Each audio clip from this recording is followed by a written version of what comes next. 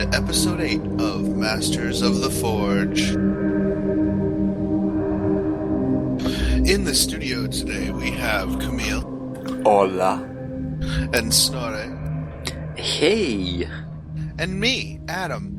Yay, Adam. Yay! Go, Adam. Woohoo! So today's episode is going to be kind of a melange of different things. We're going to talk about our weeks, as usual, and we're going to have a new segment called Campaign Talk, where we invite Inquisitor Steve to join us to talk about our ongoing campaigns, and also another Bring a Unit to Work Day, where we all create different threats to the Star Eagles. So I hope that you're ready for all that. So who wants to talk about their weeks first? I think, who do I see before me? Snorre, how was your week?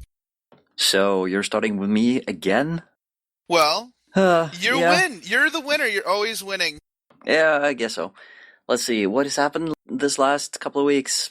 Nothing much. We had the whole terrain painting crazy event where we painted a bunch of the club's terrain. I saw that. It looks cool. Yeah, exactly. Yeah. You can have a look on Facebook. And the AdMac pieces look awesome.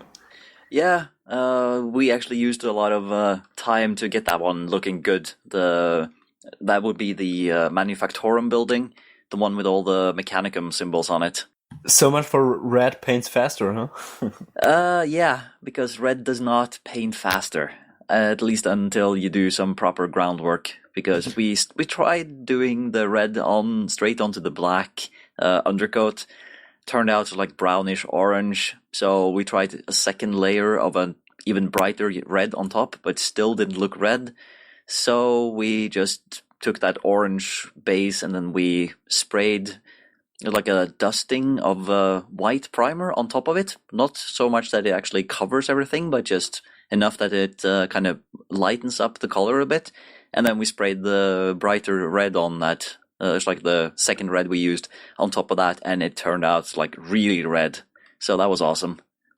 Whoa. Yeah, I don't understand. Like, I watched a video. I hope I didn't mention this before. I watched a video on the GW studio painting a Gorkanaut, and they based it black. They were painting it yellow. They put a black base on it. And I'm like, really, guys? Is that where you're going with that? You're going to paint it yellow? You know how many coats you're going to need? And the dude starts putting yellow on the black. I'm like, what are you doing? Yeah, if you do like a black coat, it's like if you prime it black, just to get everything covered so that, for example, things you don't quite reach become sort of a shadow, that's fine. But you have to do a sort of a yellow, orangey base at least to bring it up. Yeah, with GW's past paint line, or rather, I don't even know if the foundation paints are still in. I think so, but they are called base paints now. All right, but in the past I would have totally used Iyanden Dark Sun as a base coat for yellow over like a primer of black, because there's a distinct difference between primer and base coat, as you all know. Yeah. So Iyanden Dark Sun has served me really well in the past. I've painted some Imperial Fist myself, and it's sort of a rich yellow ochre. Yeah, from what I understand now, the simplest way to paint yellow these days is actually to prime white and to just wash it with Cassandora yellow. That was like always the easiest way to paint white, starting out with to paint yellow, like starting out with a white base coat. But yeah, especially in this if you case, have, we're actually talking about like white primer and then a wash. No that's yellow what I paints did. at all. I did for my boys. I have 3 different colors of boys: red, orange, and yellow. Right. So my yellow boys, I prime them white, and then I do a wash of brown, and then I wash up from brown to yellow, and that's cool and all. I like it. It looks okay, but the thing is, like, when you start trying to paint details on the model, especially like the shirts, like I do my shirts red still, you don't wanna stray off out of the lines, because recreating that progression of washes on a mistake is a total pain in the neck. Oh yeah, gotcha. Especially on yellow. So what I'll do is I'll generally, after I do all the washes, I do clear coats. I do on a models. When I paint models, I do like 2 clear coats before it's done, so that I can erase the paint if I make a mistake with just like if I make a big mistake on a big area that's like yellow or white, and if it has a clear coat on it, I can like say there's like a giant red mark. I can just get some water and just wash it away. I do some of the same things too, but I use airbrush cleaner to just gently wipe off the spillage. Oh, cool. But also clear coats are great if you're going to do washes, because when I do it, I paint. I airbrush. It's like a dark brownish green as a base, and then I highlight up different colors. I give it a gloss varnish to like cover it all up, because when you use washes on that, the wash spreads much better than if you have a wash straight on airbrushed material, because there's something about that whole, it's like, what is it, super fine, sort of like gritty surface. It kind of just becomes messy brown. Definitely. Another tip I have for quickly correcting mistakes when applying, when painting details, and just painting over on a color that is like hard to correct because you already put lots of effort into it or something, would be to get yourself some clay shapers. Those are basically like, brushes just with flexible plastic, or rather almost like I'm missing a word here. It's basically rubber the stuff tips. Rubber tips. Basically the stuff you should be using when you're doing green stuff. Yeah, exactly. And what you can do if you don't paint a base color or foundation color or whatever unthinned, is that if you act quickly enough, you can just rub the fresh paint off from the places where you don't want it, to correct the mistake real quick. And that, especially especially when you're painting like freehand symbols on a surface already shaded and highlighted and so on, that can save you a lot of trouble. Yeah. And back to the that's a good tip, but I forgot to mention that, back to the other point about the clear coat. A lot of folks say, well, don't you lose detail? Only if you are a crazy detail person, because if you're a normal painter, if you're just an average painter like me, you're not going to notice much of a difference. That is true. People sort of overstate the point about, very thin coats of everything a lot. Because, as a matter of fact, it only really matters if you're like a Golden Demon grade painter, or if you're like really obsessed with detail. I mean, I think people consider me an above average or rather good painter, and I honestly admit that I'm, for example, when I'm buying some decent second-hand miniatures that have like a normal paint job on them, I have a tendency to just prime over them and paint them anew, and nobody notices because, it's not Golden Demon style crisp details, super stuff. Yeah, and it's so not worth the effort sometimes, right? Because a good painter can actually especially if you're experienced with GW miniatures, where the details are, and you can still paint them even though they're kind of filled in. You know where to put the highlights to make it seem like the details aren't gone, right? You're talking about a rather extreme case here, like the details literally disappearing underneath layers of paint. But I've just found that, just a few normal layers of paint aren't damaging the details that much that you could tell with an average paint job. Yeah, you can create a crisp detail over a model that has some of the details gone. Yeah, if you were to definitely. just look at it with base coat. And especially with, massed troops and everything, nobody cares, literally. Yeah. So, did you do anything else this week, Snart? Yeah, back to the whole terrain thing. Yeah, I haven't done too much. I've been looking a little bit at the Glasgow Track supplement, and I've also started assembling some obliterators. So I'm holding one in my hand, and it's a pretty decent kit now that it's fine cast instead of metal. but the fit is pretty terrible. So I'm gonna have to do some serious green stuffing to fill in gaps here. Oh, It's that's annoying. Too bad. So you should have gone for the high-tech miniatures. Those are so awesome. Yeah, definitely. But I guess Snorri here wants to play them in a GW store, so that's Yeah. not an option. I didn't realize that. When it comes to those, the number of add-ons that you can put on the hands and arms of these guys is just so ridiculously huge that I'm kind of wondering if I should just spray them with super glue and roll them in accessories. You could have done that with, Dude, you should so do that. You could have done that with plastic Chaos Terminators too and have pretty much the same result, so I'm personally not a fan of the oblit designs. I've done some quite fancy ones for my Chaos Space Marines Warband, but they're like one step away from done and not even primed for 2 years now. I hope to get to them soon. But anyway, obliterators are a hot topic for converters, I guess, and they always have been, because for some reason GW can't just put out proper, like, really good models for those, and that's kind of baffling because, actually, from the background angle, those are very cool guys.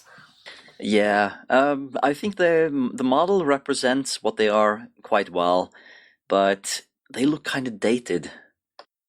Yeah, not as dated as the first ones, though, from 3rd edition. I remember those, and those were like some of the derpiest Space Marines I've ever seen in my life. But Yeah.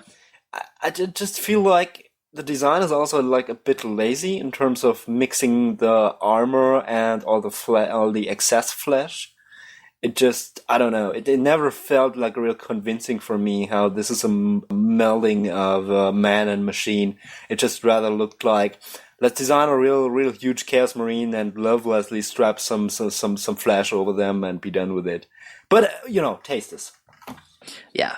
So yeah, that's pretty much what I've been doing. That sounds great. Yeah. Sometimes you don't have, I'm back at work now, so of course that means that I kind of have other things to prioritize. Yeah, definitely.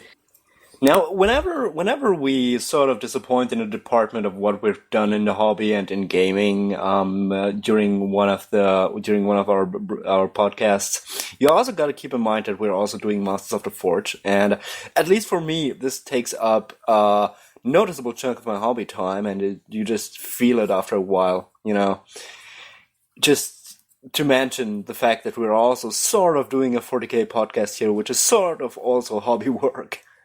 Isn't it, Adam? It is. So I'll go.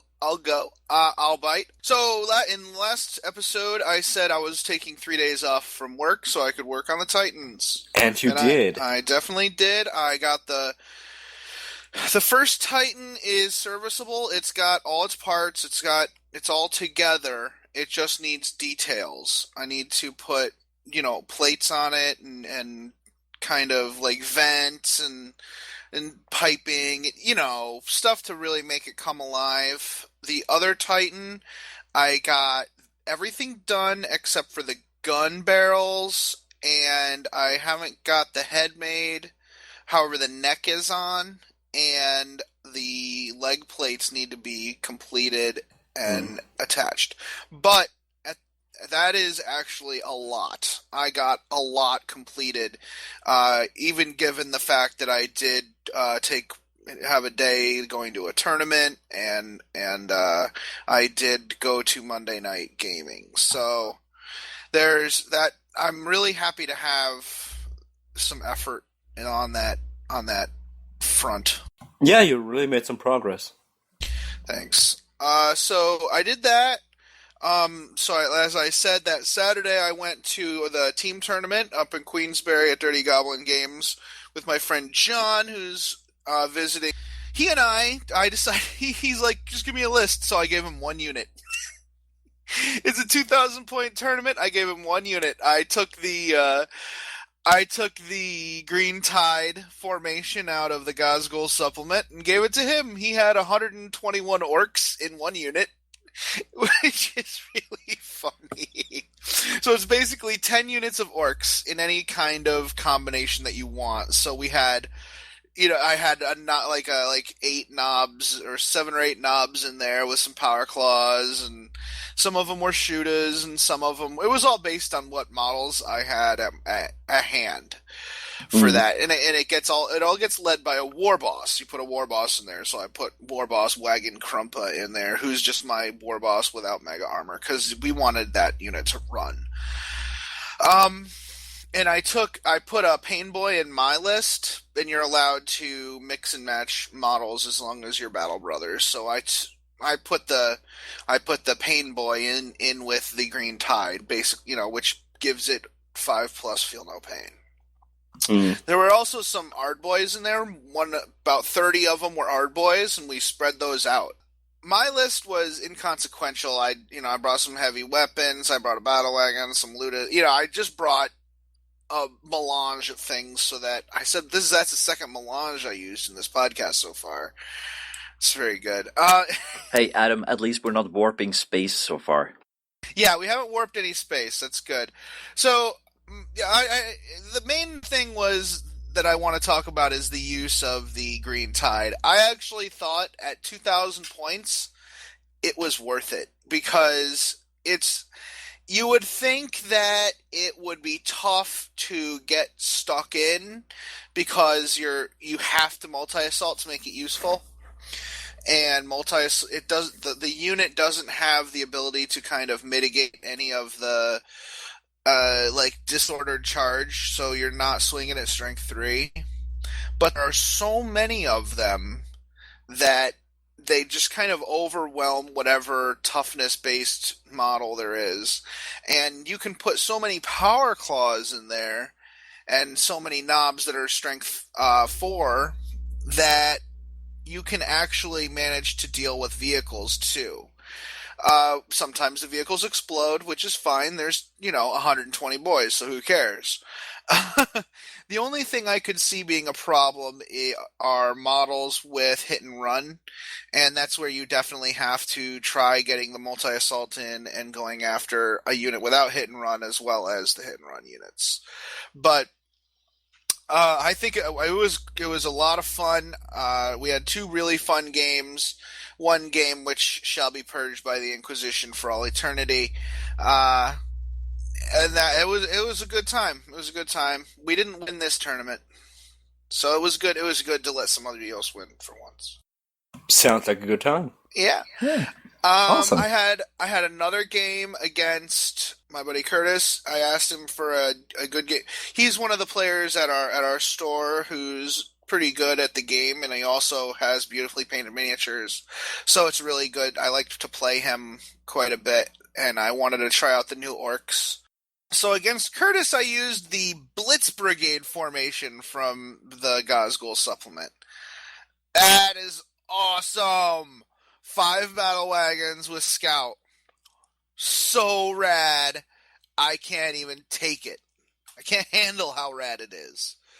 And I took 4 units of 20 boys and 2 Pain Boys and Mad Doc, and it was awesome. And also a squad of Ludas. Yeah, he brought his... I asked him to bring something reasonably competitive, so he brought his Salamanders, which, I guess isn't super... But against Battle Wagon Orcs, it's pretty competitive, because Melta for the Battle Wagons, Flamers for the boys, Gotcha, yeah. Yeah, it does quite a number, so... Sounds like a good time. Yeah, we ran a regular mission. We ran Crusade and one of the Maelstrom missions at the same time. So we did both at once, which is a blast. I love that. I loved doing that. That was so much fun, running a basic mission and a Maelstrom mission at the same time. It adds a lot of dimension to the game. Interesting notes: Flamers on open-topped vehicles. That sucks. That sucks a lot, and the reason it sucks is because it's random allocation. On turn 1, he dropped in and killed 2 knobs, a Pain Boy, and a Mech Boy in the battle wagon because of random wound allocation. Oh man, that's pretty harsh. It is. It makes it worse that I put the damn kill saw on the Mech Boy too, so I lost 3 abilities to kill the Night Titan. Wow. Yeah, I never killed that Night Titan. I lost like every power I claw. can imagine. I had no power claws, but Mad Doc and his unit of Ard boys kind of raffle stomped around, got to kill a bunch of stuff. But I lost. I lost that game. Sounds like a fun game, and also stop calling them Night Titans. They are knights. Titans are a different thing. Huh? Stop calling them Night Titans. What did I? What? I think it is a Night Titan, isn't it? Actually, no. A Titan is a different, classification of War Machine. A Knight is a Knight, and a Titan is a Titan. Imperial Knight. Okay, yeah. Sorry. Yeah, his Imperial Knight. So, sorry, man. No, it's all right. It was really cool. I had a lot of fun, and I think I don't know what I'm going to do about that wound allocation. It is so terrible. Like, he blew up a battle wagon. Knob dies. Like, even with Lookout Sirs, it's just everybody dies. All right. Aside from that, I think that's it. I've been trying to get some Raven Wing bikes done, but I haven't really done much. I'm going to do that today. All right, Camille. First of all, I made a commitment to be really pedantic about Night Titans on this show, which I hereby fulfilled. You did it! Nice work! Yeah, thank you very much. I'd like to thank my mother and my family who are always supportive of my podcasting career and my career as a pedant. And no, seriously. My tactical objectives finally arrived after being on back order for like 2 months. You can actually use it. They're so much fun. Yeah, they definitely are. I mean, I've had a look now, and it's just, it feels good to finally have like a complete Warhammer 40k 7th edition set around here. Yeah, it seems to be a recurring thing, that whole tactical objectives being sold out, because Games Workshop in Oslo was like, they announced to their Facebook page, yeah, we got 4 tactical objectives in. And a couple of days later, I was in the store, they were gone again. To be honest, I don't quite get it, because this should not be a limited item, and they should know damn well how many units they're gonna move, because they seem to be doing fine with the rule sets themselves. Like, you don't hear about a shortage of, Warhammer 40k rule set thingies. So I don't know what their problem is, but dude. My store wasn't running Maelstrom missions for the last 2 tournaments just because people couldn't get them. Yeah, that's sort of, really weird, and I would plead, to something like, people panic buying because of limited appeal, but in the context of like, an elemental rule set item, that just doesn't make sense. Like, any of it. So, anyway, I finally got them. Nice cards. Good job, GW. Just 2 months late. Now, in terms of 40k related things I'm doing, I'm currently rereading the next novel we're gonna give the whole show treatment, which is, of course, a top secret. It's Spear of McGregor. Oh yeah, I should start reading that. Yeah, you definitely should, because we're going to do a show about that, as promised on our Damnos episodes in the past. And it's going to be a nice change of pace, because there's some very different stuff in there. And I admit to having almost finished it 1 month ago, I guess. But picking up on that, I just noticed how much of a forgetful old guy I became in the meantime. And I didn't take notes back then, so I decided to just, give it a reread while doing notes. And that's gonna make the whole thing better, I guess. Snorri, have you already read Spear of McGregor? No, it's on my tablet, waiting to be read. Oh, the things that are waiting to be used on my tablet. Yeah, definitely. One other, notable thing would be that I sort of regret having painted my chapter master, because now for this month, in terms of, painting commitment, I've got two drop pots that I finally finished assembling and primed, and haven't touched since for 2 weeks. And my fully finished chapter master, who is staring me down from my shelf dude, seriously, where are my damn drop pots? Back when he was unpainted, he wasn't that abrasive. That's what I'm saying. Can I interject, by the way? Since Yeah, you're talking sure. about your hobby progress, I forgot to mention, and I should mention, that the Independent Characters Hobby Progress Challenge first half is complete. I spent a long time going through the threads and counting everybody up, and we haven't rolled for who the winner is yet, but everybody did a great job. Congratulations to all the people who not only completed the challenge, but have such busy lives that they couldn't complete it, but gave it a really good effort. There are a lot of folks who are going through methodically every month, just doing that month, and just really working really hard to try to do that, and I think that that's really cool. Now, granted, there are a lot of people who are really far ahead and very prolific, and I don't want to diminish what they do. What they do is wonderful, but I really want to kind of this month kind of focus on the people who are doing their damnedest to get the minimum done because they're busy people. Yeah.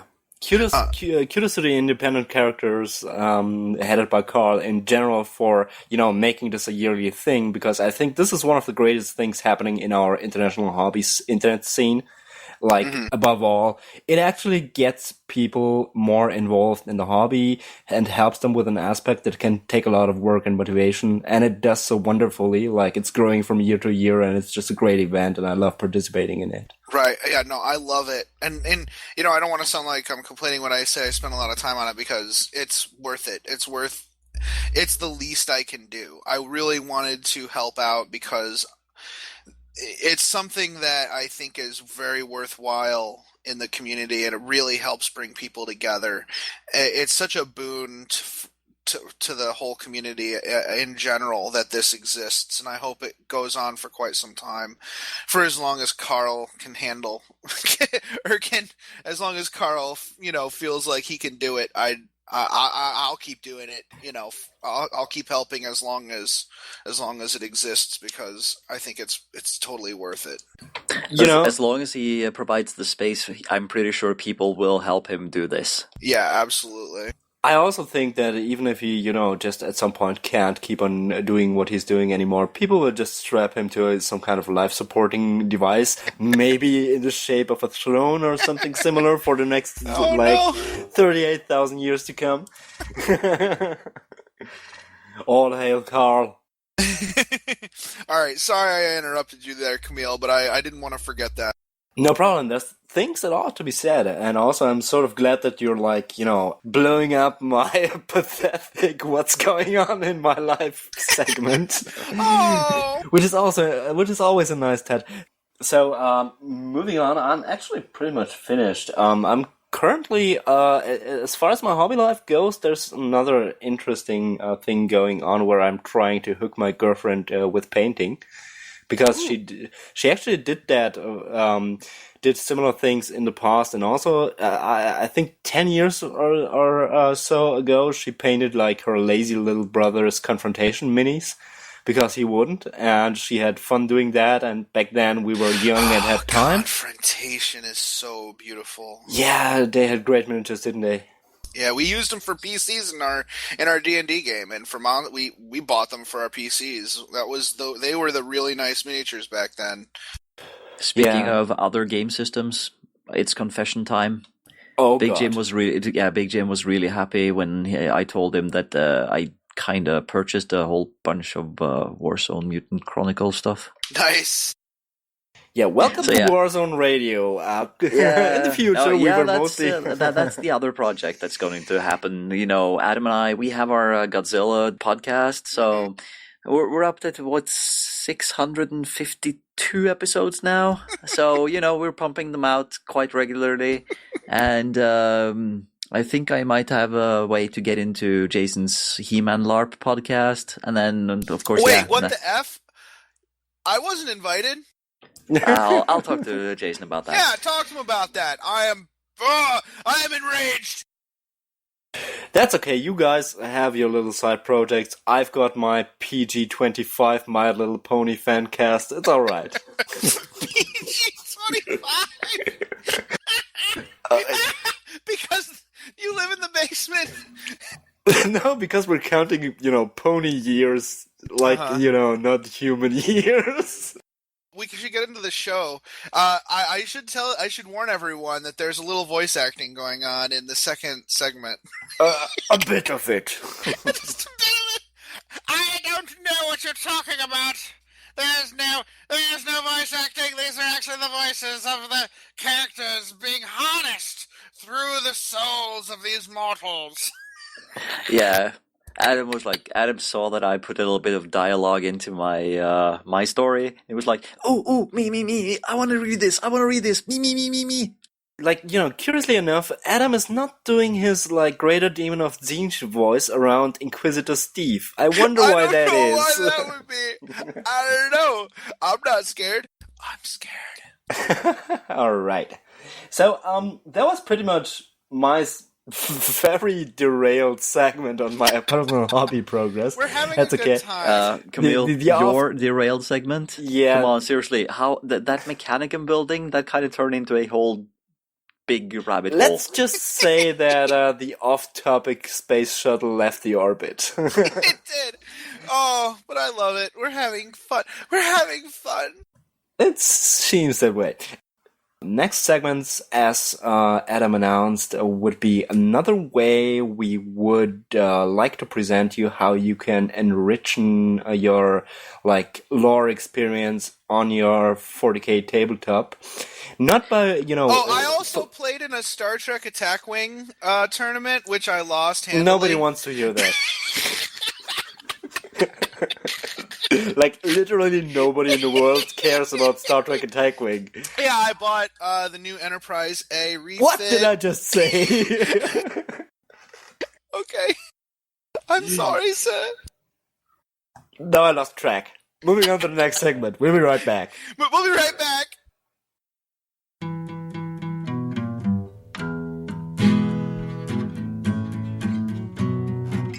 Is LitH life in the hobby?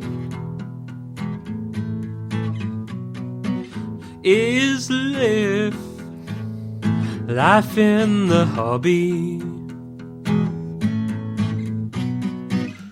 Narrative gaming is so much fun. That's the way it ought to be done. Is LitH life in the hobby?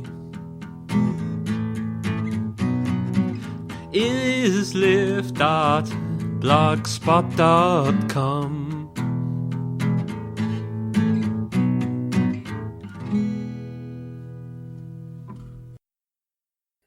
I'm Inquisitor Steve on Master of the Forge, my mistress, and I'm joined by the mummer of the bunch, Adam. Hola. Our little baby Snorre. La la la. And our drunk Uncle Camille. Thank you very much, you deliciously British person. Awesome. So yeah, we're doing these. This is the first of hopefully many campaign talk segments. For a while, I was doing in my intro. I was doing an hour of discussion about my campaign, and that was a little much. So we decided to make it a segment, and also to invite our friend Steve to the podcast to talk about Pakeshi. Hey, the only place to be in 40k at the moment. At least if you live in London and happen to to game with the Overlords. Yeah, okay. or you live in Norway, right? Yeah. Or the USA or Germany. Yeah, particularly due to the hour. So the first important question I got about the Pakeshi's sector campaign is, why is nobody getting my Pakeshi's castle jokes? Because I don't know what you're talking about. I see. I got that, yeah. Yeah, that was a real weird Japanese TV show, but moving on. Alright, let's get back to 40k. Sorry for that, but I'm frustrated here. Alright, so let's first in this segment, let's talk about what we've been up to with our campaigns. I'll start us off, just to give us an idea of what I had in mind. I'll start with information on the Zorn 4 War. So A few weeks ago, we had a big game at our store after, like one of our normal after work Monday games, and I had eight players fighting over a demon-infested island. I think I spoke briefly about this during the episode 4. Yeah, that was the mountain with a demon or with a warp portal. Yeah, so there was a small battle there where the Imperium had to turn tail and run. It was basically just the Ultramarines, but they came back to assault the place because apparently the entire island is, it has been mined heavily. So the mines are completely overrun with demons and warp portals, and so the forces of chaos have been using it to summon their forces onto the planet without abandon. So I developed a scenario where it also included a mountainous region. I brought all my hills from home and used all the hills they have there, and I built a long table where the center point was kind of a demon, the demons and chaos were holding, and then like kind of a pinwheel. So the north side of the right-hand table was chaos, and the south side of the left-hand table was chaos, and the rest was Imperium. So yeah, lots of hills, lots of like warp portals. So all the portals were the objectives, and I had one main objective in the center, a main portal. So the forces of chaos could summon demon princes, and they could summon demons throughout the game. I decided to forego the Warp Storm table for this game because it would have not because I don't like it, but because there were way too many people. So that was that. So what ended up happening was the forces of the Imperium were bolstered by a nearby black ship, which warped into the system and gave out these psychers, which were trained to close portals. That's all they do. That's all they know how to do is close demonic portals. And so I spread those out amongst the forces of the Imperium, and their only psychic power was the ability to close the portals and destroy the objectives. So they made pretty good progress at first, but pretty soon it became clear that the Khorne host that was holding it was far too strong, and eventually the Imperium was pushed away. However, they were at the end of the day able to scream in with a pair of Storm Ravens, an Ultramarines and a Star Eagle Storm Raven zoomed in, and a squad of scouts of the Star Eagle's 10th gave their lives to destroy the main portal. Also present were a lot of 8th Company drop pods. All of those guys died by turn 2. And for those who don't know what the Star Eagles 8th Company are, listen to our previous episode and you will find out. Yeah, those poor guys. But yeah, at the end of the day, there was another thing.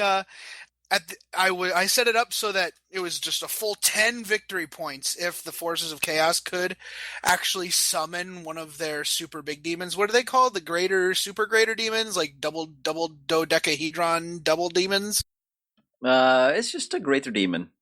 One of the ones that are like 666 points, 888 points. Yeah, that's the greater demons. Okay, so if they could get roll a number on a die based on how many units they had next to the main portal and what turn it was, they would summon a greater demon and they'd score extra points because they've brought a greater demon onto the world.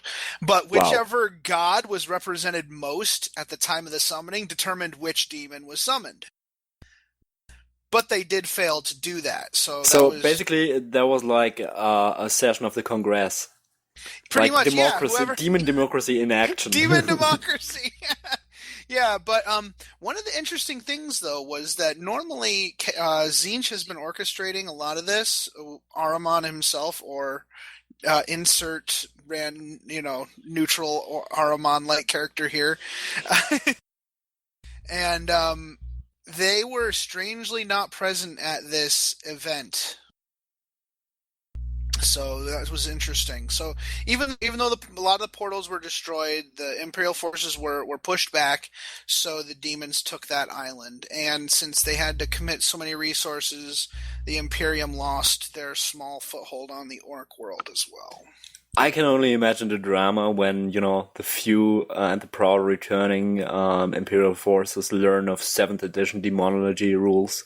Like malefic demon summoning, like, what did we close all those portals for? Right. So, and one other little interesting thing I wanted to mention: the next week we've had a small influx of new players, which is good. We're very happy about that. But it's interesting to note that one of them is a little rulesy. You know the type. They're young and they're a little internet wise. No, all right, net listers. Yeah, well, yeah, maybe a little bit. I mean, he plays Khorne. He plays Khorne Space Marine, so not really. He's a cool dude, but I wasn't expecting him. I was really surprised. Probably because I just don't pay attention to people enough. But he came up to me after a game with the Tzeentch player. The Tzeentch player finally, he brought his demons that week, and they had a battle between his Chaos forces and the Tzeentch players' Tzeentch forces. And he's like, "Yeah, man.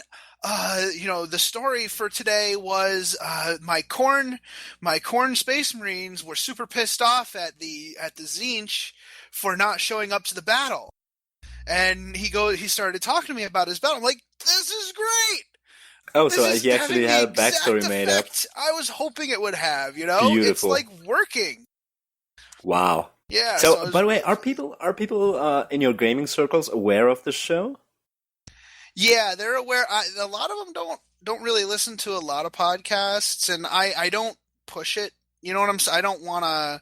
This is my podcast. Blah blah blah blah. Z-list internet famous. Blah blah blah. So yeah, gotcha. I choose not to over embellish a little at all, really. So, but yeah, it was cool. I'm really pleased with the direction it's going, and I'm hoping that we're having a team tournament at the end of August. And I'm actually thinking about rolling in, like, at the bottom of the score sheet, doing some campaign objectives, too. So kind of rolling the events so that people can kind of, if they're not good at being, like, a competitive player, they can feel good that they did something for the campaign. So I might have, like, campaign objectives and stuff during the tournament as well. Nice. So what I'm really excited about is the week after, which I don't think I told my wife about, which will this be... This isn't good. Dude, she's doing our advertising. You can't. No, you're right. Which will be our congruous Pikeshi battle narrative thing fight on Haven situation. So that'll be fun. Yes, all event. Right. So that's going to be awesome. How has Pikeshi gone, Steve?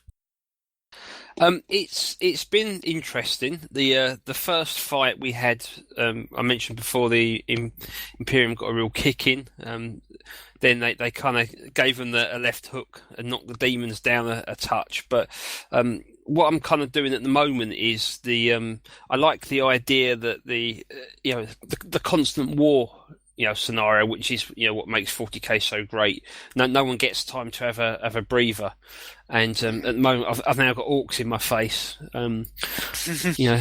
distracting me from getting to the kind of Haven planet, and instead I'm stuck on Secundus trying to fight off a green wave at the moment. Are they trying to steal all the red paint from your manufacturing facilities? Because that's what I think it is.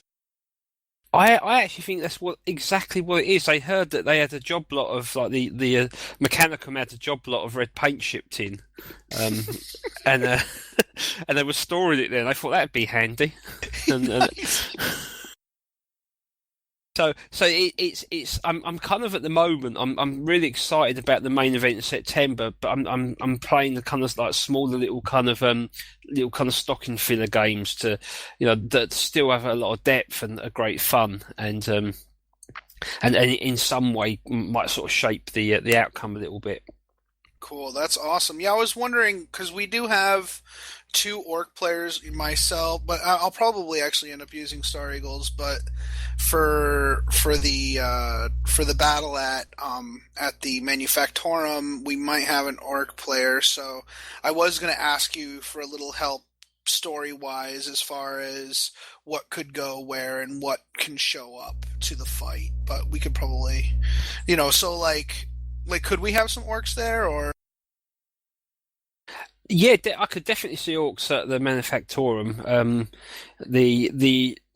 In actual fact, Adam, who is my buddy I've been playing the orc games with, mentioned about perhaps his kind of warg of splintered out from your system and making a little bit of a kind of a raid on the Imperium space. So cool. So I could definitely see that as the header into the orcs taking advantage of the confusion.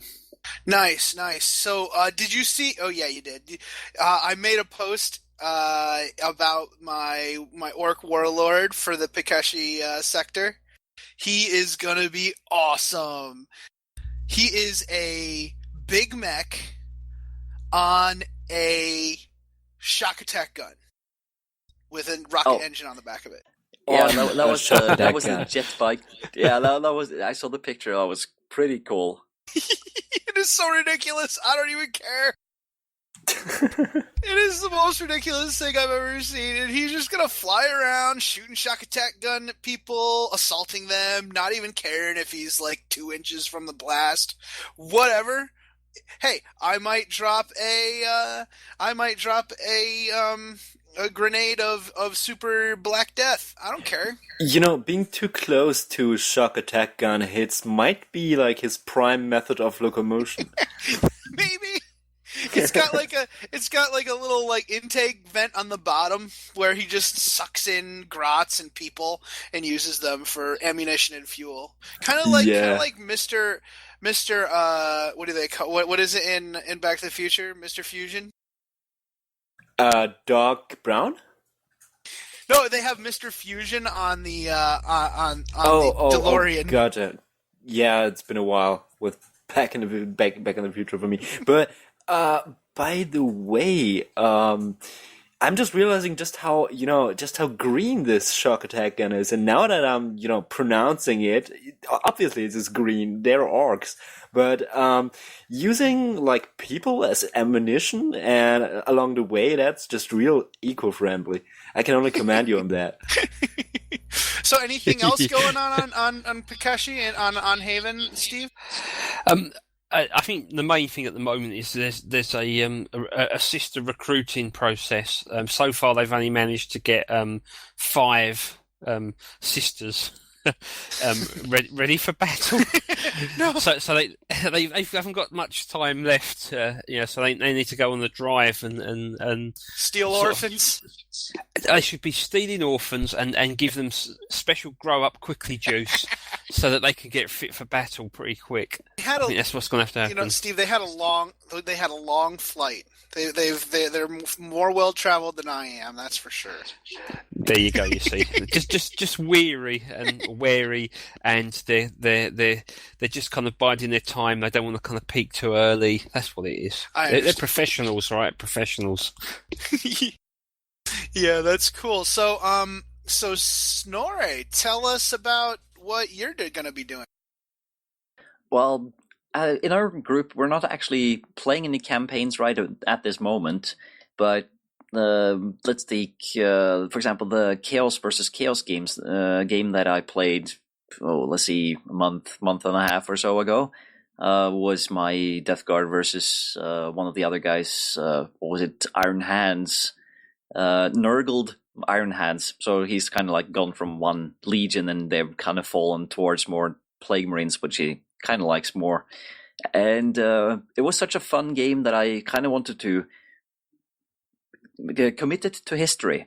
And that got me started to actually write another subsector that's next to the Pikeshi system.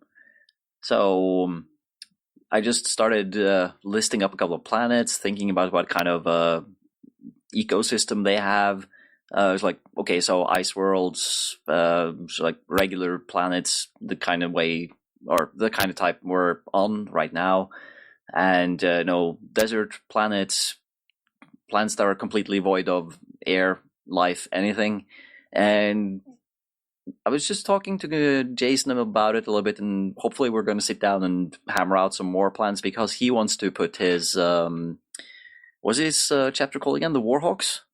Yep, that's the one. Yeah. With all the bikes in the universe. Yeah. So he wants to kind of put his Warhawks up in this sector too. That's a good idea. I think if we can collaborate and get, not honestly, it doesn't really, like we were saying in the last episode where Steve visited, we don't have to worry about adding a lot of systems, because let's be honest, a sector has thousands and thousands of stars anyways, but it would be nice to have concurrent storylines going as well. Yeah, and in this case, there's more than enough planets, and the idea behind the whole system is that, okay, so chaos demons and space marines are coming in from the north, sweeping towards, what's it called? The H something. Heisenberg? Yeah. No, wait. Steve? Now you're asking me questions now. I can't remember all this stuff. Is it Heusberg? Heusberg, that's there it. We go. Yeah, so chaos and demons and space marines are coming in from the north, moving south towards Heustberg, which is one of Steve's systems. And Heustberg says, "Be cool." Say my name. And what Jason's idea was to build on what I said was that, well, I could put his guys in the south, and the game I had against Jason when I was in London could easily be some kind of fight that we had trying to probe each other's defenses somewhere in the middle. And, he can have his games and do stuff in the south. I can have my games and go from the north towards the south. And whenever we feel like it and whenever we meet up, we can arrange a game to see what happens when we actually finally meet face to face. That sounds awesome, dude. Yeah, that's a good way of planning it. I like that. So yeah, as I said, not much actual campaign stuff going, like organized campaigning, but it's still, I'm playing random games and taking elements from those games or just the entire game and putting it into the history of that subsector that I'm working on, and hopefully I can maybe make a campaign that can be more like a timeline thing in that sector, and then just do something else, because I can just park it or throw it away if I don't like it, or just leave it as it is and build another subsystem and make some more stories around that. Right. Anything else, buddy? There's actually, I was listening to the latest Overlords. That's episode 155 for those who are listening to this in the far, far future. Where Steve was talking about the whole Haven birthday game thing event. And listening to that, I was like, maybe I should piggyback on this and do something similar in my gaming group the same day as he's doing this, so that I can feed him battle reports how we are doing, and maybe that influences his games, or he can, he was talking about having, actually I should say you, since you're still here, that you were doing some newscasting about how the game is going. Yes, indeed. I'm going to kind of... just for people that don't know, we've got a bunch of battle reports on our YouTube channel, and we're going to break from our normal format and try and present it as if we're like a news channel, the war correspondent, basically. Wow, you should totally reference Starship Troopers with, do you want to know more? Yeah, that's a good idea. To learn more, yeah, exactly. Yeah. So I was thinking, maybe I should just feed my results for maybe there's something cool happens in one turn, and then I can send that as a message to Steve, and he can oh, this just in, blah blah blah. This has happened, kind of just interrupting in the middle of a feed maybe, or something like that, just so he can feed in something that he doesn't quite control as if you can ever control a 40k game, but you can kind of steer a 40k game a little bit by giving different objectives for as you were talking about on the Overlords. And here's something you have no idea what's happening. So I like that. Yeah, that but is so it turns much fun. out. Yeah, and of course it turns out that our club, we meet up the day after this whole game thing is. Aww. So suddenly we're starting to talk before we start recording here, and it's like suddenly we have a lot of the ideas about how we can spin this to actually still influence the game on Haven, even though it's in a different country and it's the day after. Mm-hmm. So all kinds of interesting ideas like that is like throw it out there, see what people think, and suddenly you have some ideas that are 10 times better than what you initially thought. That's fantastic. And also, I feel like this might be like a future general mission statement for us being a podcast done by three guys on, like, in three completely different countries, and Adam is on the other side. Countries. In 4 different, tonight in 4 different countries, indeed. And, basically how to internationally network your games of 40k to enrich like the wider international 40k community, as opposed to just having your game experience sort of limited to your local circles. I mean, I think there's a bunch of like even different stuff you can do towards that, to just link up with your friends from all over the world, also playing 40k, and enhance your game. And of course, with things like Facebook and Google Hangouts, Google and Groups, the NSA and everything, collecting it all. Yeah, of course. You're welcome. It's really it's no for posterity, excuse, guys. Sorry. Yeah, that's right. It's so that I can have my backups if I forget to save and make copies. Yeah, we got it over here. Anyways, with Facebook and Google groups and everything, you have no excuse for like not networking with different game groups. If you have people you've met at conventions, and tournaments and introverts will be shot. Yeah, so you have the internet to help you. So when you meet people at conventions, tournaments, and everything, shake hands, exchange email and everything, and suddenly you have people you can play games with, even though you're technically not playing games with them. It's like face to face. This community is kind of small, so I mean, it's nice to be able to kind of make it bigger by making it smaller, I guess. It's definitely one of the most big, very small communities in the world in terms of, an international scene, because it feels very big on the inside, but compared to others, you're totally right. Yeah. It sometimes feels like it is bigger than it is, and especially with podcasts and everything, it definitely does seem to get a little big for its britches. And it's also very loud. Yeah, it is extremely loud, and I know that this podcast is trying very hard not to be like that, even though on a couple of occasions I may have slipped up a little bit in that regard, but that's fine. Yeah, I know where the bleep button is. And apparently Stu has also found it. So yes. We've talked about the past, the present, and the future. Is there anything else that we should talk about? Anything anybody wants to get off their chest?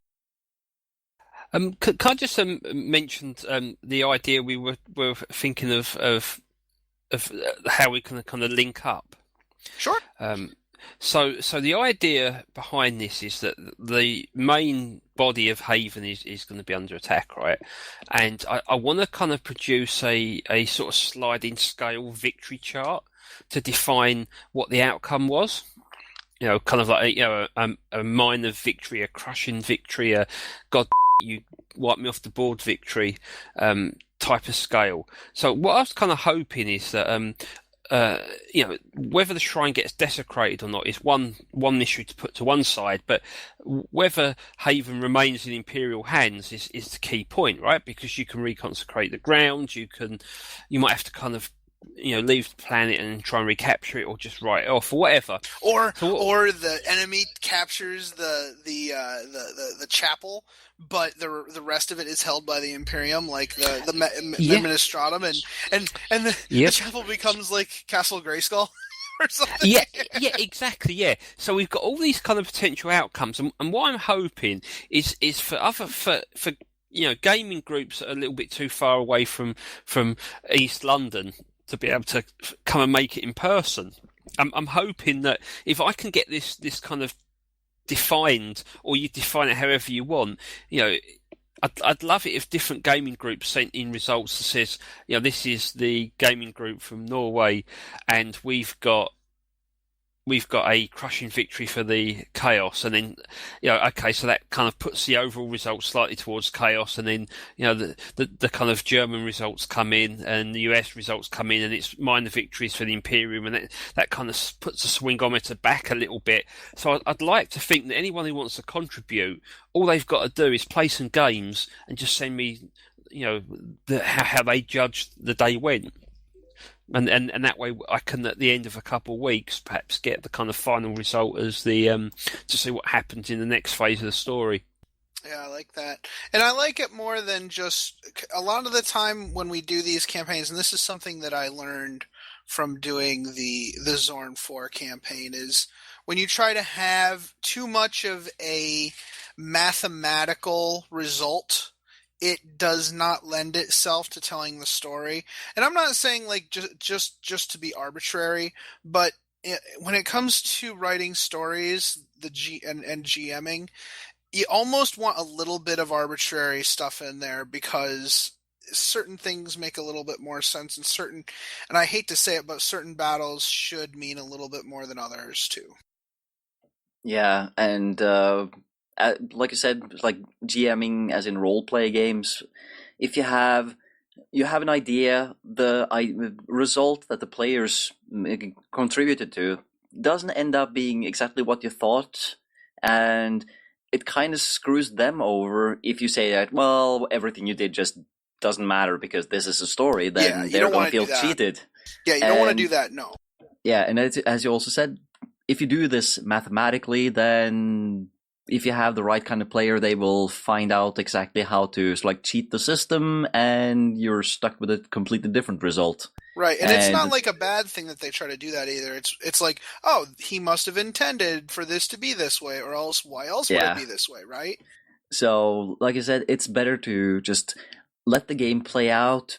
You can then weight how much you feel is important when it comes to different objectives. Like you said, the temple is probably going to be the objective, but there are other things that are also important related to the temple that also need to be captured to be like a crushing victory. Yeah, absolutely. I mean, if a gaming group want to go mental on this and send me battle reports and video and pictures and all this type of stuff, that'd be absolutely fantastic. But at the same time, I don't want to kind of pressurize anyone. And if a bunch of mates just want to chill out and play a few games on a Sunday afternoon, that's so cool just to hear what their results was. So you're totally right. This is purely narrative driven, and it's just I'll just be a judge of what the final result is, really, I think. Mm-hmm. Yeah, that sounds great. I know that you have some idea of what the other objectives are going to be, Steve. Do you feel comfortable transmitting those now, or do you want to wait? Yeah, sure. I think it's I'm trying to kind of fit it into like a sort of stereotypical scenario, just to make it kind of easy. That for the Manufactorum, it literally is going to be ammo dumps and fuel lines and all the type of stuff that the priest wouldn't necessarily want to get too involved with, right? So that's a lot of scope for that type of fighting.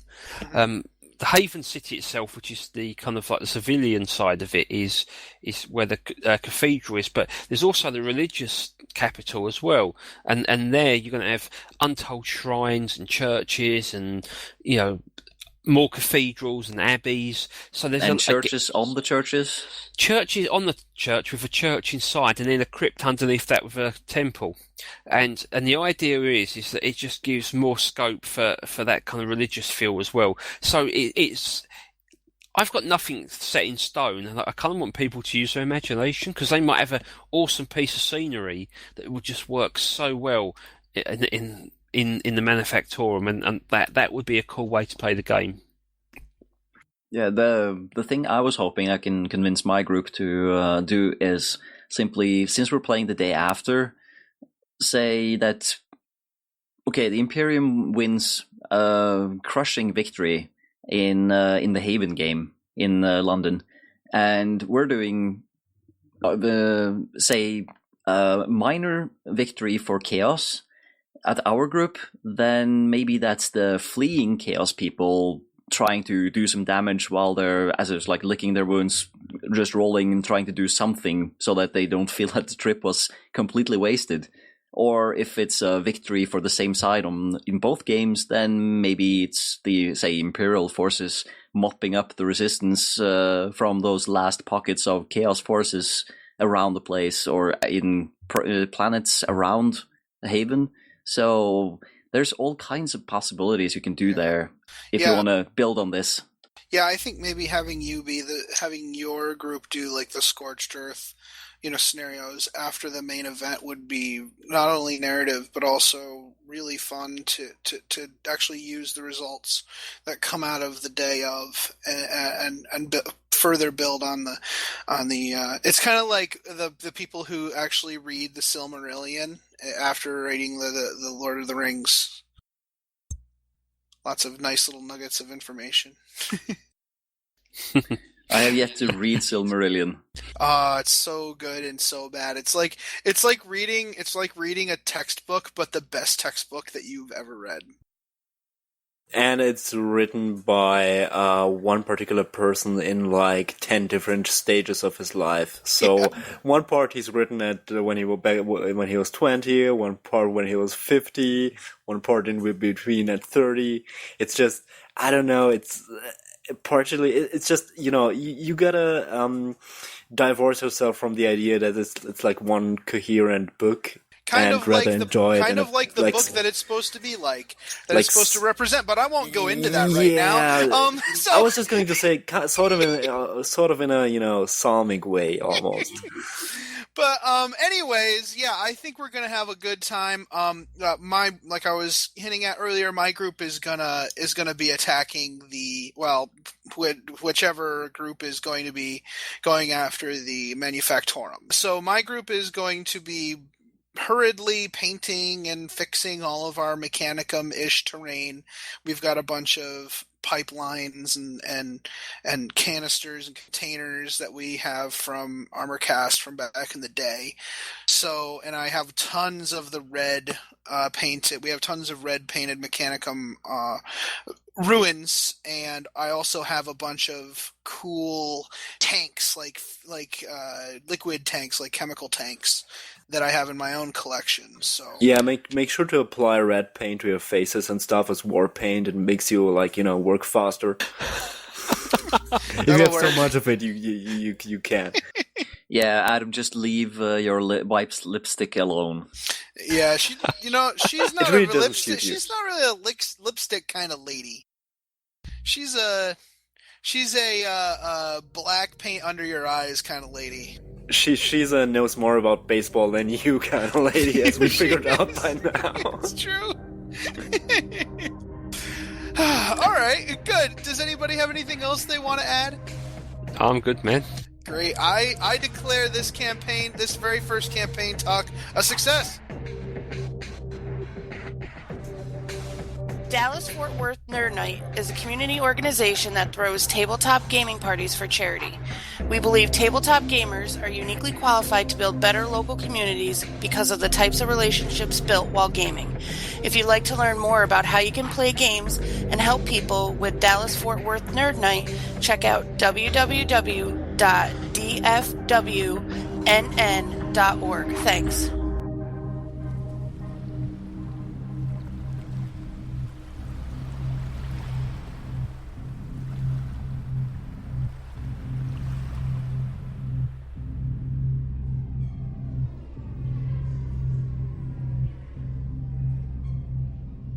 Welcome back to the show. This segment is an addendum to the Star Eagles episode. We're talking about the threats that the Star Eagles face throughout the galaxy, we decided to do a kind of another show and tell kind of segment where we each came up with a cool idea for a nemesis of the Star Eagles that doesn't exist quite yet in the Codex. So I'm going to kick it off with my own. Now, I haven't really developed any of the storyline or anything for the Inquisition that's been kind of pressing the Star Eagles of late. So I came up with an inquisitorial retinue to annoy and otherwise cause problems for the Star Eagles. Which sounds very cool. The Inquisitor, who has been noticing a strange trend in the Star Eagles for their secrecy and odd things kind of happening around the Star Eagles, like entire inquisitorial starships disappearing or turning into fragments in space, or black ships being destroyed by 3 measly orc cruisers. We talked about that before. Yeah, we talked about that before. So he's been kind of putting his nose in where it doesn't belong. Okay, I guess where technically it does belong, but whatever. And appropriately, he's of Ordo Malleus. It's kind of a secret, but he's genuinely an Ordo Malleus Inquisitor who his main issue is the fact that so many Grey Knights were lost at Marduk. And that cannot stand. It's worth it to send an Inquisitor to investigate that, no matter how long it takes to find out what the F happened. So if Marduk means potentially nothing to you, you are one bad puppy who should go back and listen to the last episode of the Masters of the Forge, where we talk about the lore of the Star Eagles in depth. Yeah, that was about 1,000 years ago, but there's still, since this Inquisitor's kind of been putting information together, that's the one thing that really stands out for him, and he definitely would like to know what happened on that planet. Unfortunately, it's currently overrun by chaos. So, that's a real exciting way to expand on your lore, to not only make sure that you describe what's going on with your custom chapter or whatever part of personal lore you're writing in the 40k universe, but also thinking about the actual consequences of the happenings you have described, and how the rest of the environment would actually interact with those events from an outside perspective. It's pretty obvious that some kind of inquisitorial investigation would be going on with everything Adam has described in the last episode. And it's a great opportunity to actually put a face on that investigation and make it into, turn it into some personal, and that automatically turns this, humanizes the story, and thus makes it much more relatable for people you recount it to. Yeah, I agree.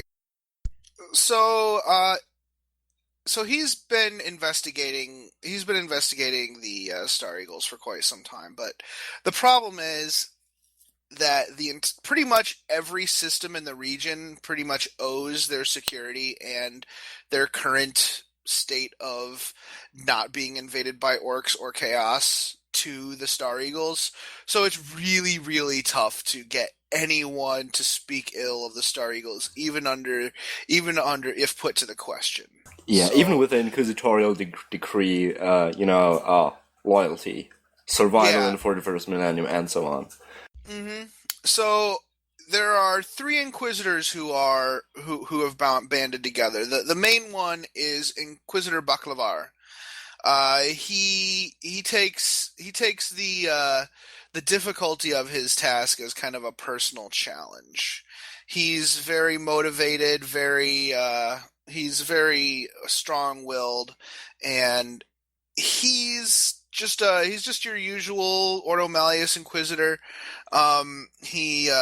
He's basically gathered together a small group of people who are equally interested in what's happened at in the nest. So he's just a regular Inquisitor, power armor, servo skull, power sword, Cybolt ammunition. He's kind of he's the man with the golden gun, basically.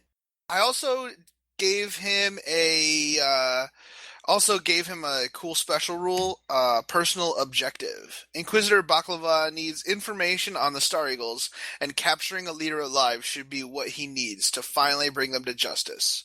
Inquisitor Baklavar uses non-deadly force in close combat, and thus counts as swinging one less strength against a unit, including a Star Eagle Warlord. If Inquisitor Baklavar's unit defeats the Star Eagle Warlord in close combat, score an additional 3 victory points.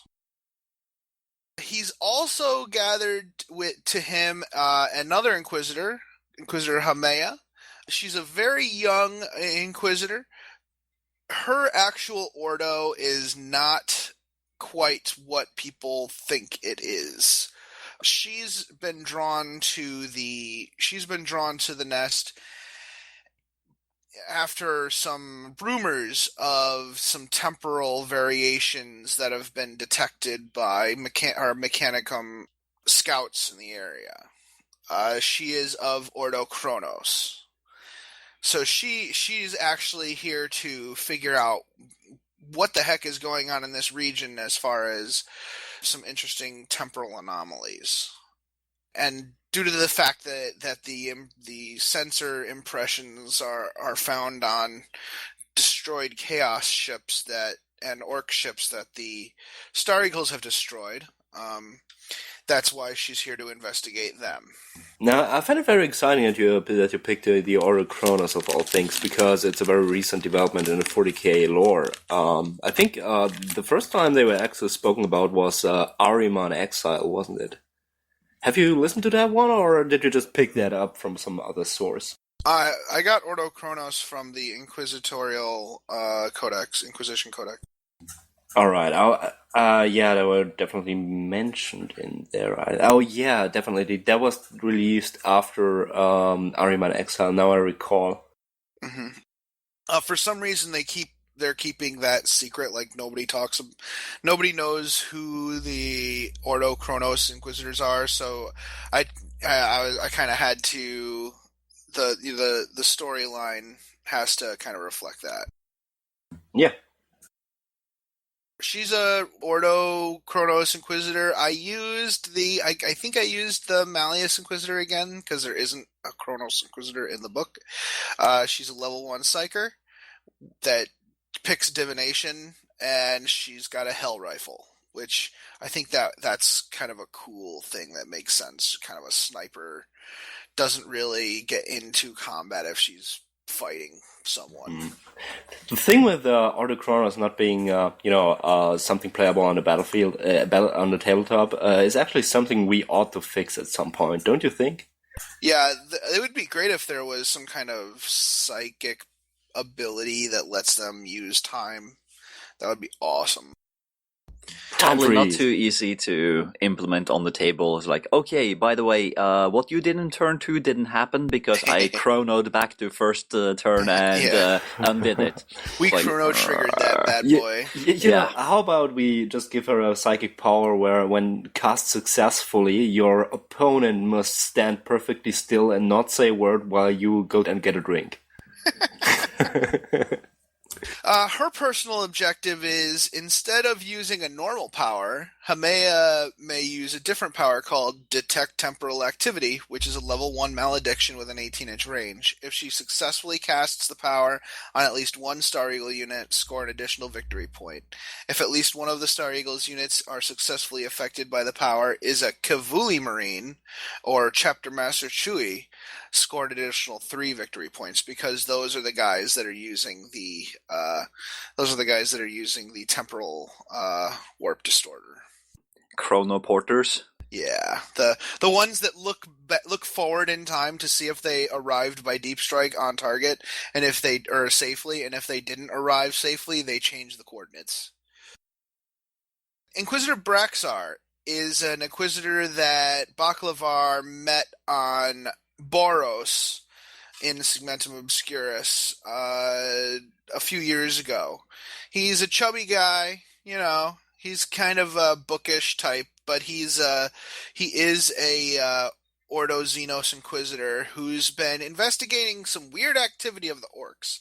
They tend to fly into the nest and get eaten by the orcs that are entrenched there, and he's kind of wondering why those planets haven't been eradicated yet. So that's what he's here for. He's kind of questioning why resources haven't been spent to exterminate those planets since they've been the resistance of the orcs has been quieted like several times. And considering that every time the Inquisition comes knocking and starts asking questions, there's always an orc invasion. But when the Inquisition isn't there, it's kind of quiet. Well, you got to put that in perspective. There weren't that many incidents in the history of the Star Eagles, to make this whole thing just plain out ridiculous. But yeah, that's pretty much a drift. He's pretty much sniffing around in the Star Eagles closet and finding all those punching bag planets. He's also heard about Necron activity in the area, and that's always of interest. So he's a regular Ordo Xenos Inquisitor. He's got 2 servo skulls, a combi flamer, because I guess an Ordo Xenos Inquisitor, if he goes into battle, has a combi flamer. His personal objective is Inquisitor Baxar needs to take some orcs prisoner in order to plumb the memories of contact with Star Eagles. If Baxar is engaged in close combat with an orc unit at the end of the game and the game is tied, the Inquisition player wins the game instead. Wow. That's nice. That's a very nice, unique touch for the character. By the way, those personal objectives, are you making this up or have you taken that kind of mechanic from a different source? Because I find it really inspired. Yeah, I made that up. I figured that they're very situational, but it's based on their fluff. So, like, the character, you get the extra bonus points for the character if they are actually, doing the things that they exist to do. So I think maybe there's a little bit of a inspiration from a lot of people. They'll go to tournaments. More fluff-minded players will go to tournaments. And, because they're fun and because it's nice to meet new people and play some games, especially if you live in an area where there's not a lot of players. Mm-hmm. You go to a tournament and come up with a personal objective instead of winning the tournament or doing really well in the tournament. You come up with your own, personal objectives to see if you can actually succeed in doing something else. So I guess that might be one of the minor influences, but yeah, I think it would be neat if characters came with their own personal objectives. It's cool. That's very interesting. Now, harking back to the convention tournament thing, what kind of personal objectives are we talking about? Is it more like do that and that in a game, or is it more like, let's say, make 10 new Facebook friends or something like that, or or have? That's a little creepy. Yeah, I don't know. I'm the guy who pays for likes every 2 weeks. I'm creepy like that. Who could that be? No, I think in the game mainly, so they'll say, okay, I'm not gonna win this tournament, but I would really, really like to kill that jerk. Maybe back at the end of 5th edition, I'm gonna kill Drago sometime during the tournament. I want to kill Drago. He's a jerk, so I'm gonna put everything I can into kill Drago. So this is actually mostly about in-game happenings and. Yeah, these would be personal goals for you as a player, but these are like having some cool little objective points for characters based on their story I think that would be a fun thing that we can maybe use in the future for other things. Yeah, definitely. Wow, I'm very convinced by that. That's very creative. And I mean, the concept in itself is something I want to pick up at some point in the future, because with many pieces of custom lore that wargamers are writing up, I'm often missing the insight from an outside perspective, and just playing the Advocatus Diaboli for a change, and just seeing your lore from the other side of the table, so to speak, and see what kind of other characters could be involved in the story that are not friendly towards you. Just ideally, of course, you would have other lore conscious or lore enthusiast friends and wargamers whom you play out regular games with, which give birth to those stories. But you can help in that regard. You can also make up your own antagonists in your very own story, and it definitely gives you a fresh perspective on things. And that's why I'm really glad we're doing this, and we hope we inspire some people to introduce similar elements into their lore. Yeah. So that's it for the Inquisitor Baklavar's retinue. He doesn't really have a lot of other. I mean, you could also add in just regular dudes and ladies to fight alongside, but those are the main characters of that kind of story. Yeah, I hope to expand on it in the future. This was doing this was kind of fun. I'm glad you came up with the idea for it. I think it's neat to have done that, because I truly hadn't really explored that aspect yet, so it was cool. So, would you actually, just a quick question, would you actually consider doing up some models in the future for those? I definitely would. I'm interested in doing some Inquisition stuff, and I'm actually to run with my Sisters of Battle. And now that I'm starting to get these Titans squared away, that is starting to look more and more appealing, getting those sisters worked on. So awesome. I might come up with some inquisitorial stuff to go with them. And with Adam rounding out his inquisitorial retinue, let's move on to a guy who makes the Inquisition look like a bunch of pansies. Camille, take it away. Oh, you think so? That's so sweet of you. I'm really glad you like my badass antagonist. Yeah, your chaplain seems to make the Inquisition look pretty weak. All right, so let's get right into it. This part of the segment is about Chaplain Andronicus Memnon of the Astral Spectres, also called the Unmasked, for reasons that will be disclosed within his lore. We're now going to talk about, or rather, I'm gonna talk about, because I've written the damn thing. Chaplain Andronicus Memnon, Magistratus of the Iron Circle.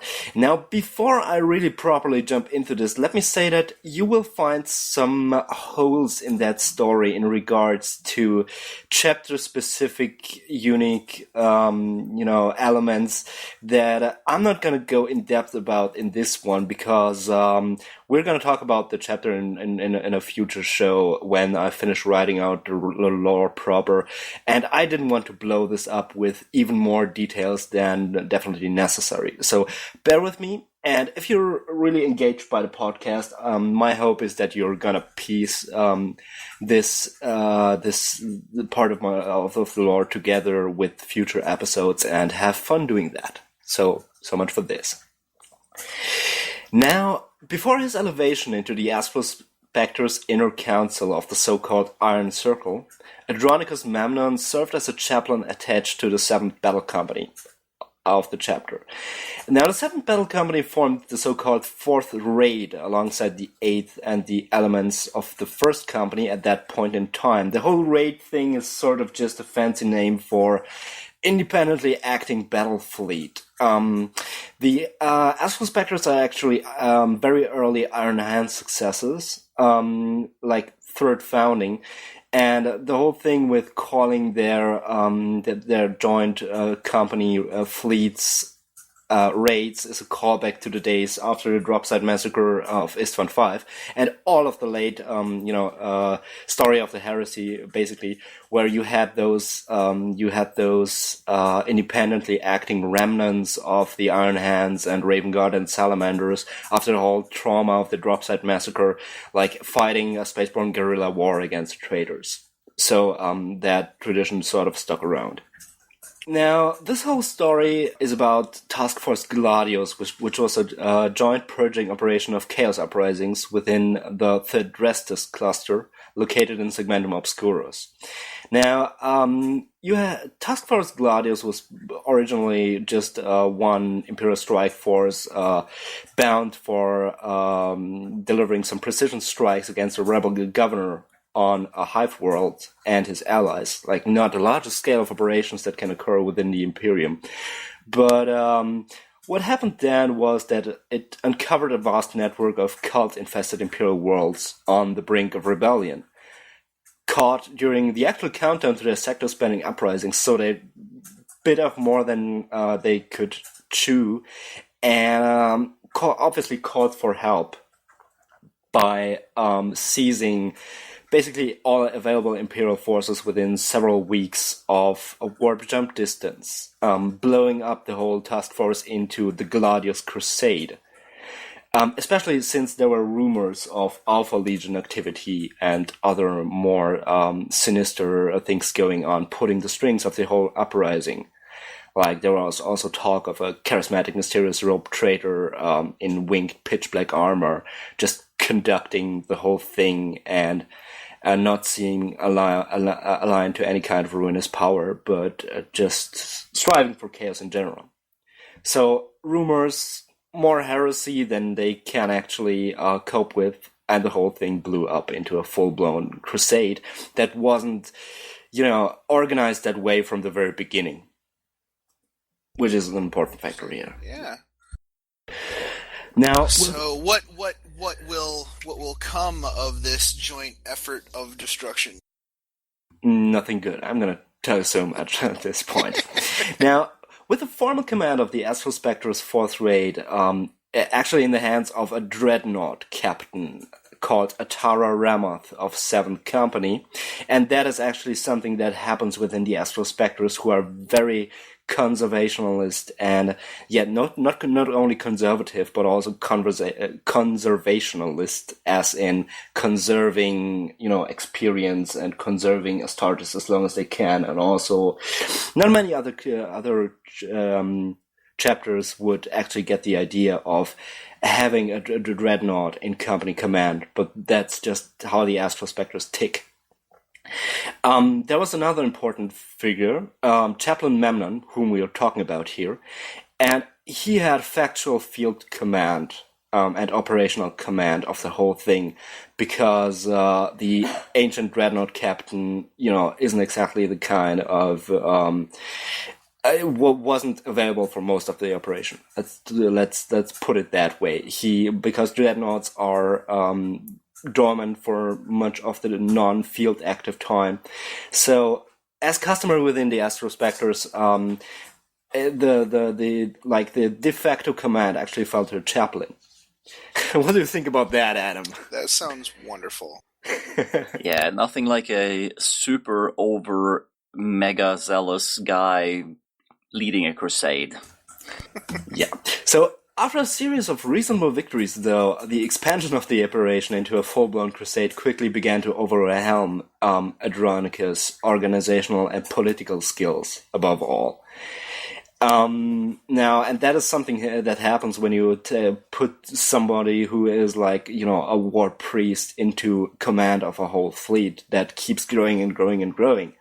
Because that's a task a battle company captain is familiarized with, but Chaplin normally has other duties. And despite the fact that the Astrospectres are very focused on their chaplains and they get a lot of extra command time, he was not prepared for that.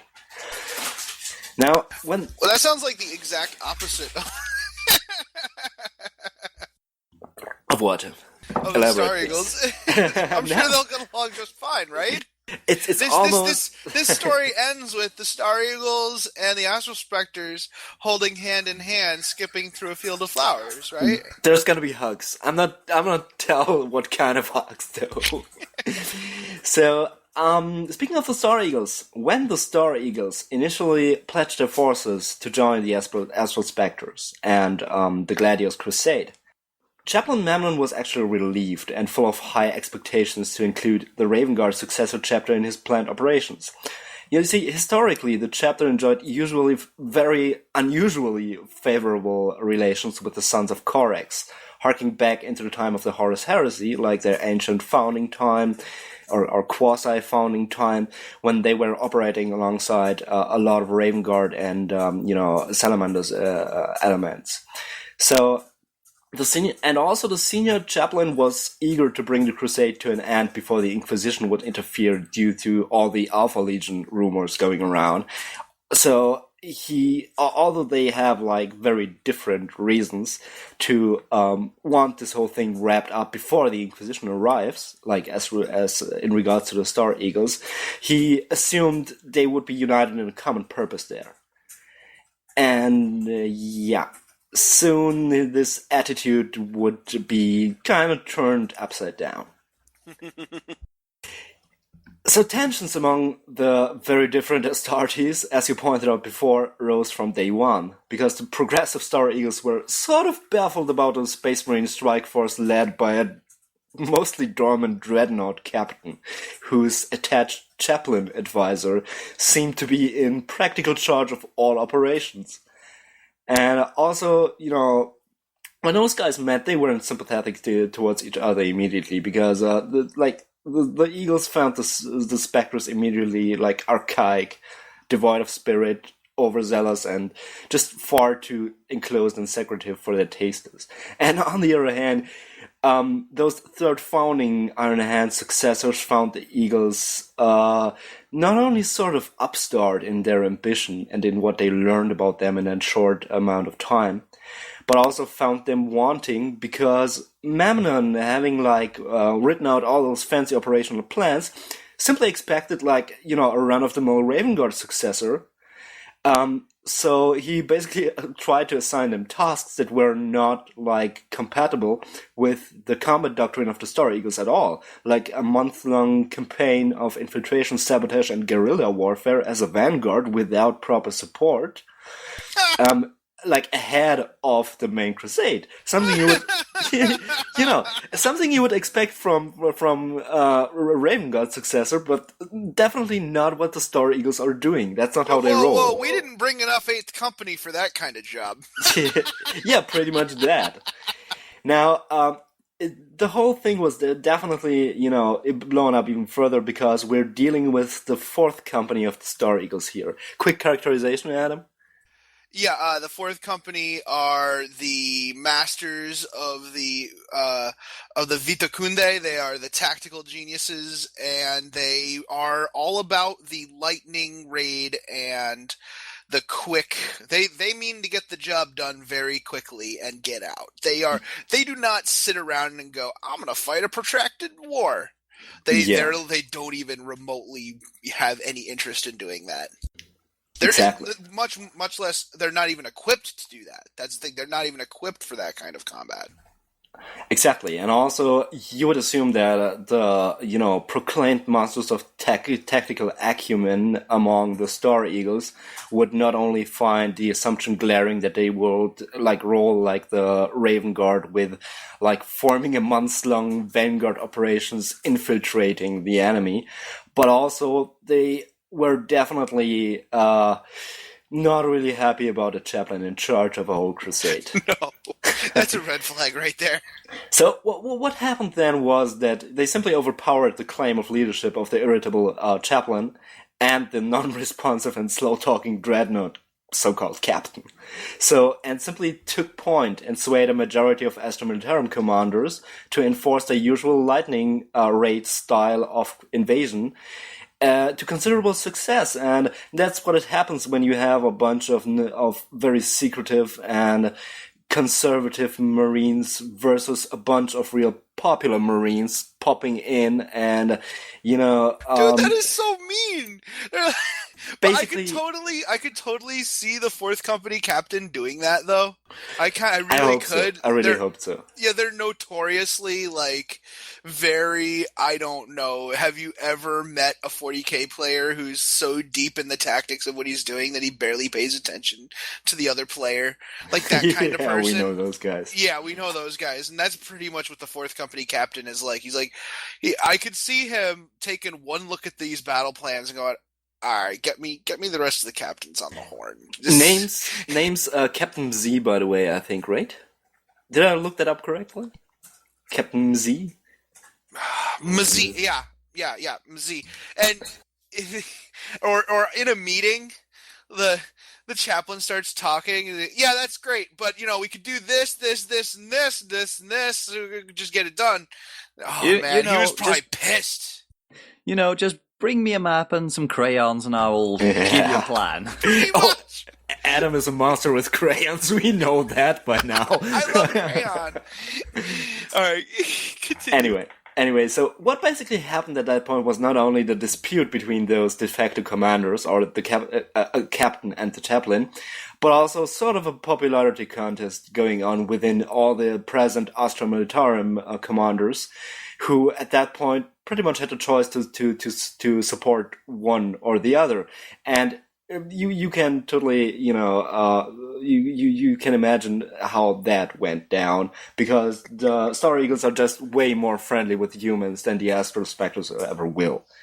So unrest within the Crusade grew when the Astral Spectres and their elusive Star Phantom Space Marine Chapter allies and several of the remaining commanders judged those tactics as far more straining and casualty prone than the cunning plans the Chaplain had devised. Now that is debatable, because they might look so in theory, but there also might be a political element attached. There's always different relations between different parts of the Imperium, and it's very much possible that the Star Eagles definitely had the tactical upper hand here, although the actual plans of the zealous, Chaplin, sounded reasonable on paper, and that is more about politics than actually who's right, or whatever. Right, yeah, you'll never know whether one or the other was right due to the fact that history played it out one way. Yeah, and as a matter of fact, you cannot dispute that they were designed and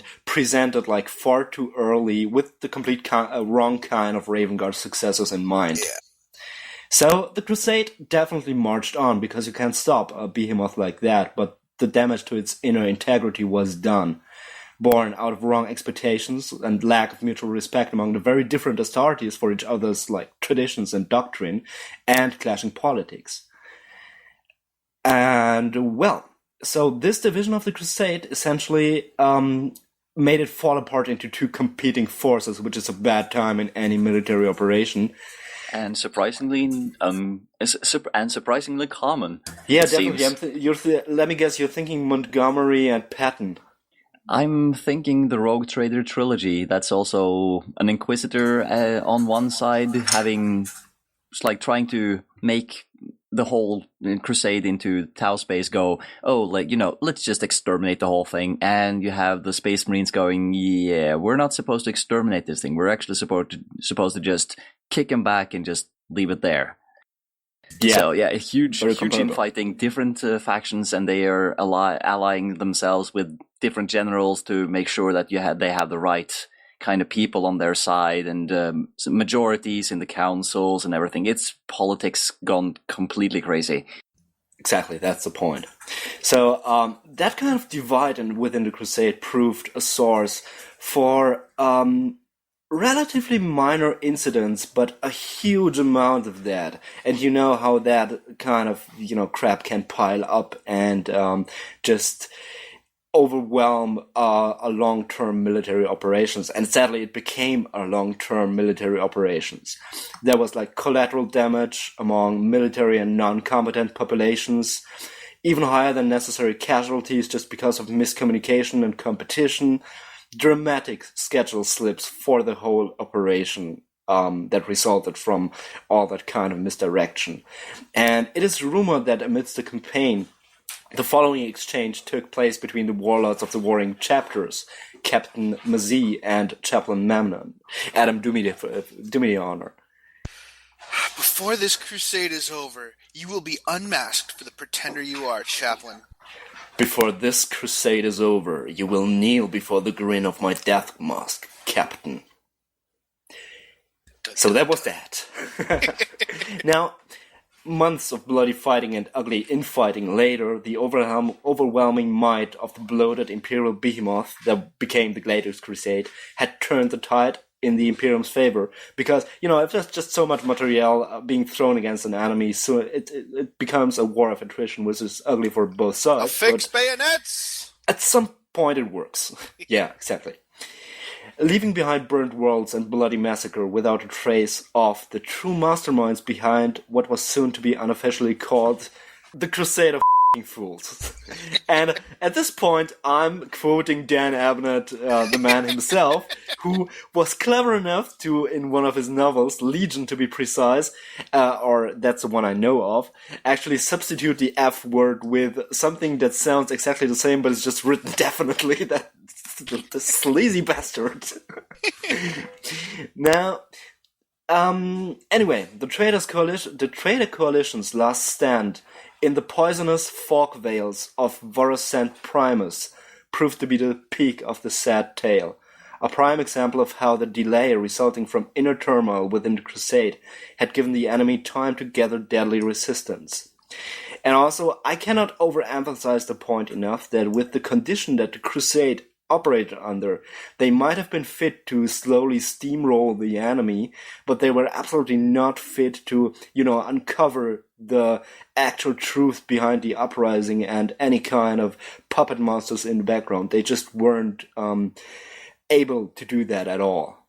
I really like how you just coined the term slowly steamroll. Steamrolling usually means just like you being run down. All right. Anyway, talking about the poisonous fog veils of Vorosant Primus, where I get flowery, hidden in the sensor-disruptive, radioactive lakes of acidic mist dotting the hellish mining highlands, whole tank companies of traitor guard and deadly warp-borne worm engines awaited the Imperial forces' planetfall, with the planetary crust too perforated for bombardment by tens of millennia of mining operations, lest the planet's usefulness for the Imperium would be eradicated. Because if you would start, bombarding the surface at that point, that would basically mean that the planetary crust would, fall, just collapse into itself. Pretty much like, a chain reaction of collapsing mines that dig, miles deep into the earth and just make it necessary to basically, completely start over with any kind of mining on the planet. Which was something that none of the commanders would basically accept, and against their mission directives. So they went ahead. Heavily contested landings of Astral Spectres and whole guard regiments followed, resulting in harrowing loss of infantry, but also paving the way for the Imperium's armored might to counter their Chaos equivalent. The brilliant Star Eagles, on their part, remained in wait, shaken by the bloody abandon of the unfeeling Iron Hand successors, but none the wiser as to how else win the battle or, approach the situation at all without the unacceptable loss of further precious weeks and months, because, as you can imagine, that cluster crusade by now had drawn the attention of the Adeptus Terra and the Inquisition, who were asking themselves what is going on there with all the infighting between Astartes leading a whole Imperial crusade. So they too were actually in a hurry, but not because of glory hounding the whole thing, because the Astral Spectres assumed that the Inquisition would take charge immediately and just sack, the last part of the victory, for the most important part of the victory for themselves. But no, the Star Eagles actually were in a hurry to get the hell out of there before the investigation arrived and unraveled. Yeah, That's really funny. Like, yeah, we want to finish the campaign quickly to be, for the glory of the Imperium. Yeah. That's it. Pretty much, exactly. Too bad we won't be here to accept any of the credit by the Inquisition when they show up. That would have been nice. We're just gonna send second company to the ceremony. All right. Pretty much. So, they actually had something else in mind, and they followed the costly deployment with the best strategy they could come up with. Maximum spread and hidden insertion of mobile anti-tank equipped tactical squads, devastators and veterans via drop pod, of course. With good air cover, knowing, the Star Eagles and the way they operate. And such forming dozens of highly effective ambushes against traitor armored columns where they were expected the least.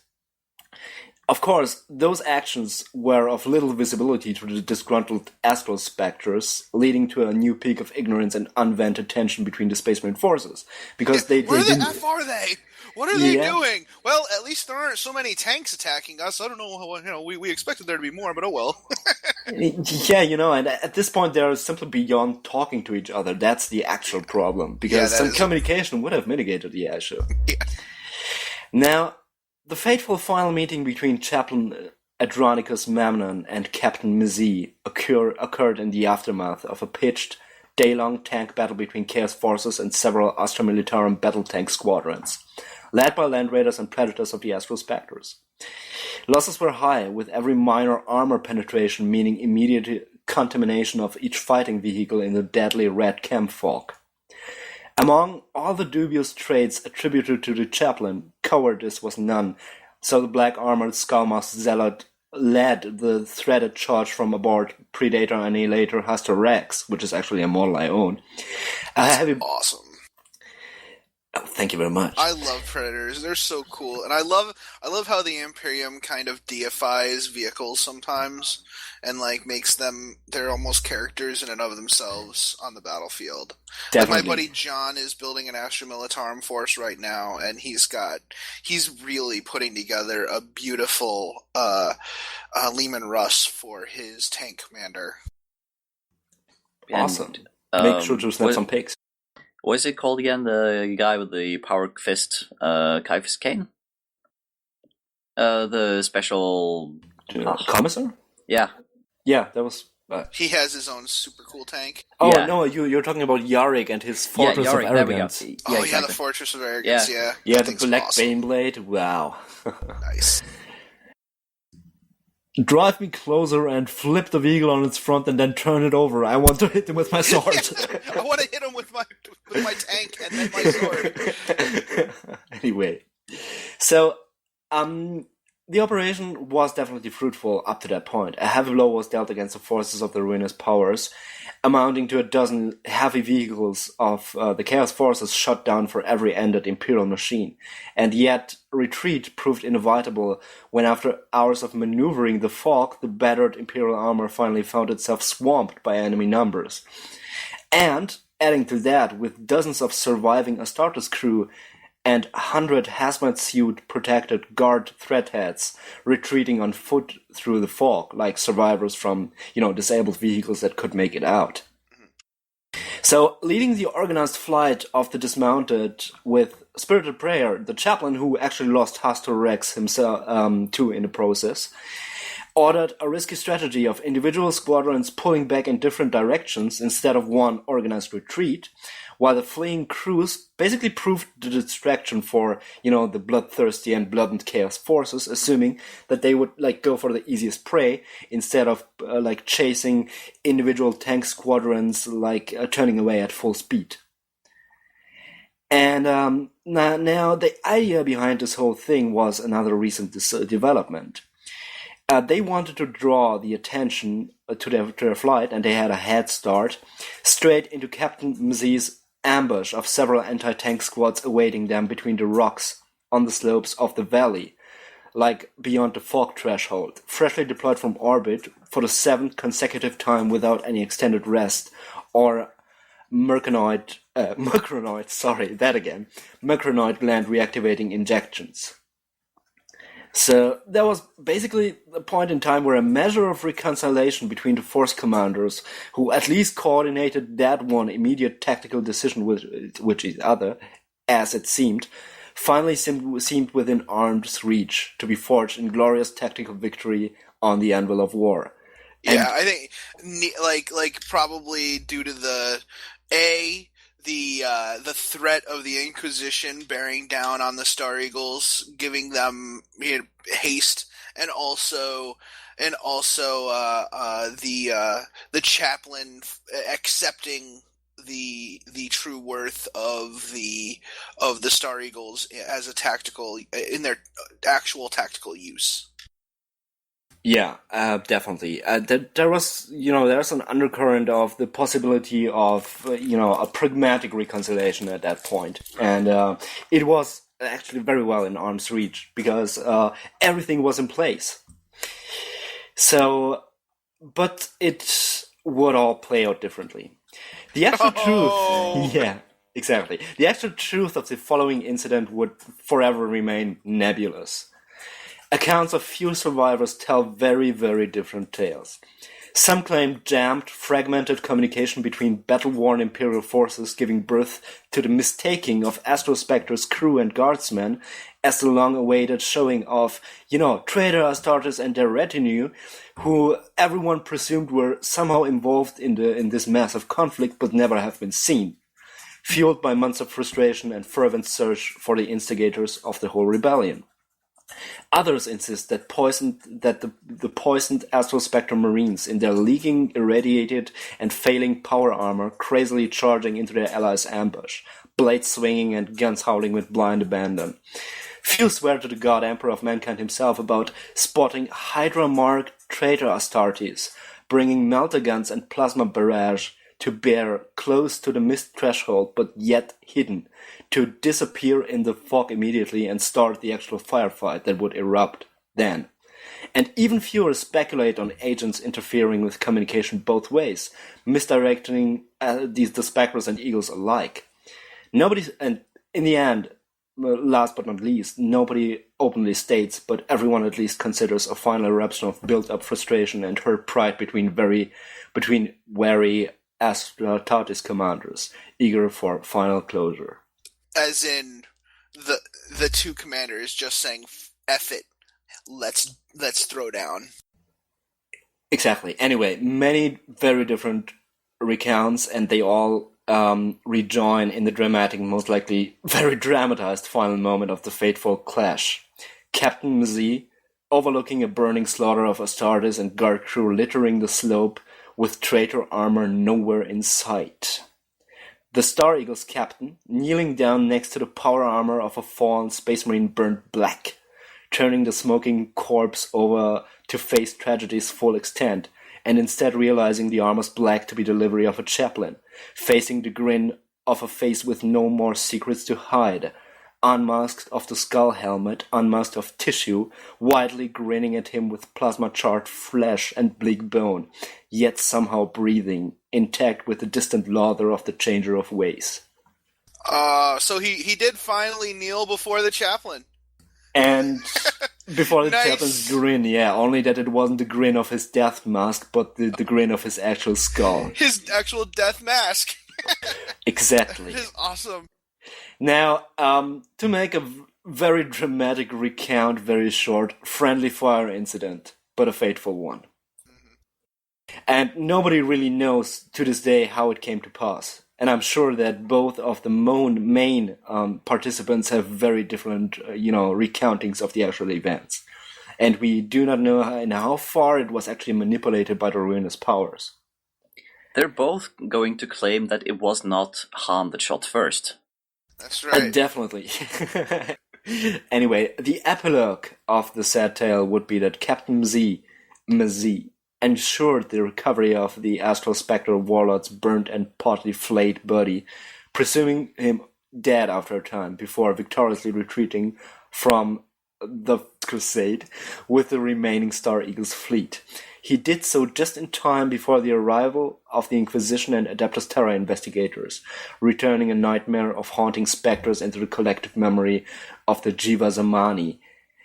And also, due to his abrupt leaving, obviously not allowing for any clarifying words in person with anybody within the Crusade.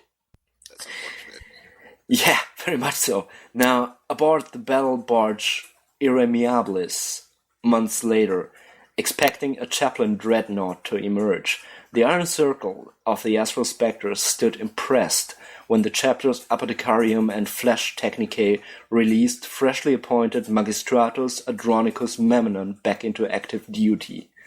Walking in ornate robed power armor concealing a complex system of life-sustaining operations, the Unmasked, as he was henceforth called, unmovingly passed their trials, the exposed skull now supported by hermetic zinc sealant, 2 bionic eyes and a vox speaker to give him voice.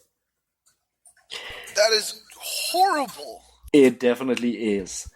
After his inauguration into the secret ruling circle of the chapter, the first secret Memnon learned was the youngest and darkest of the chapter, the tragic fate of the Seventh Company subsequent to the Gladios crusade, a story to be told on a different day. But Mzi and Memnon would meet again. Dun dun dun. When someday I make a visit to Germany. Or I make a visit to the States. Do not exclude that. Definitely. That'll be cool. Those guys will meet. Now, that is the story of the Star Eagles and the Chaplain.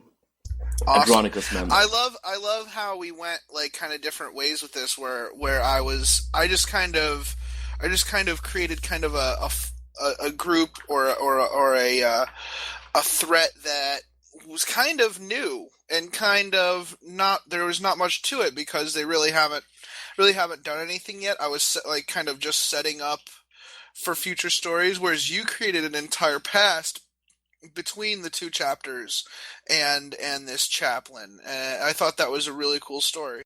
I think it's a good twist to have two very different approaches to have two very different approaches to that kind of lore writing.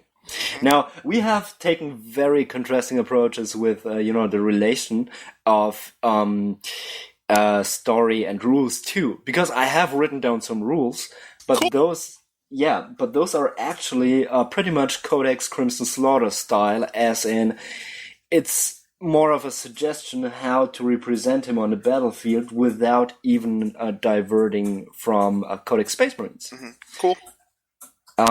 That would be that Chaplain Andronicus Memnon is a chaplain from Codex Space Marines, Chapter Tactics Iron Hands, with the following war gear options described in the Codex: digital weapons, melter bombs, combi flamer, and the Teeth of Terra, representing his unique brutal Crozius Arcanum Ultio, an Aquila-topped twin saw-bladed eviscerator. That is awesome. His Crozius. That thing is sweet. I can't wait to see that modeled up. That's going to be freaking awesome. I actually already got the parts together. I just need to starting on him. Oh, that's going to be so sweet. Yeah, definitely. I think a picture of that model when I'm finished converting and painting it is going to be found in the annual PDF release of our, Master of the Forge Civ. Oh, that'll be cool. That'll be real cool. I think that'll be your August challenge. Actually, it's not part of the challenge. I've got no Chaplain in that list. It's gonna be nice. just extra work I'm going to curse myself for. Yeah, I would think that the Chaplain is gonna have some. That kind of augmentation is exactly the kind of thing that a Chaplain of the Iron Hands. But anyways, yeah, no, that's the kind of thing that they like to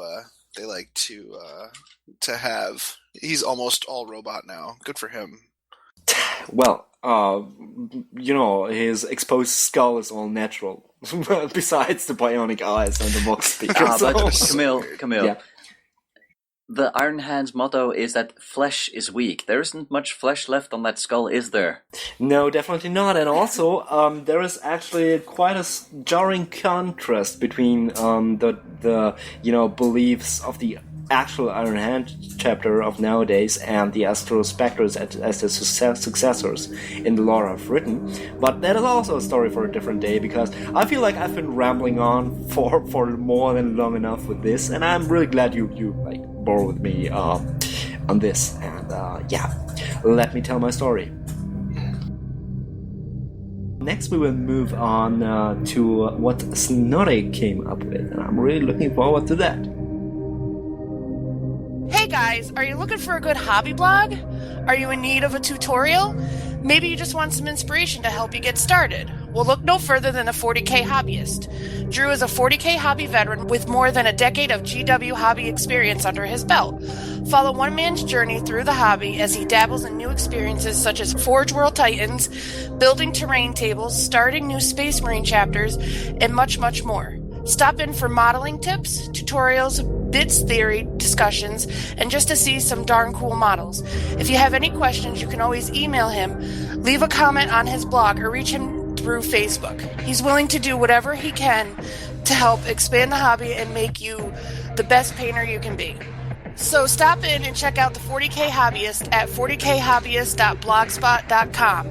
That's 40khobbyist.blogspot.com, or find him on Facebook. Thanks for listening and have fun painting. Snorri, tell us about your awesome guy. At least he thinks he's awesome, but by the end of the story you'll find out that he's probably not so awesome after all.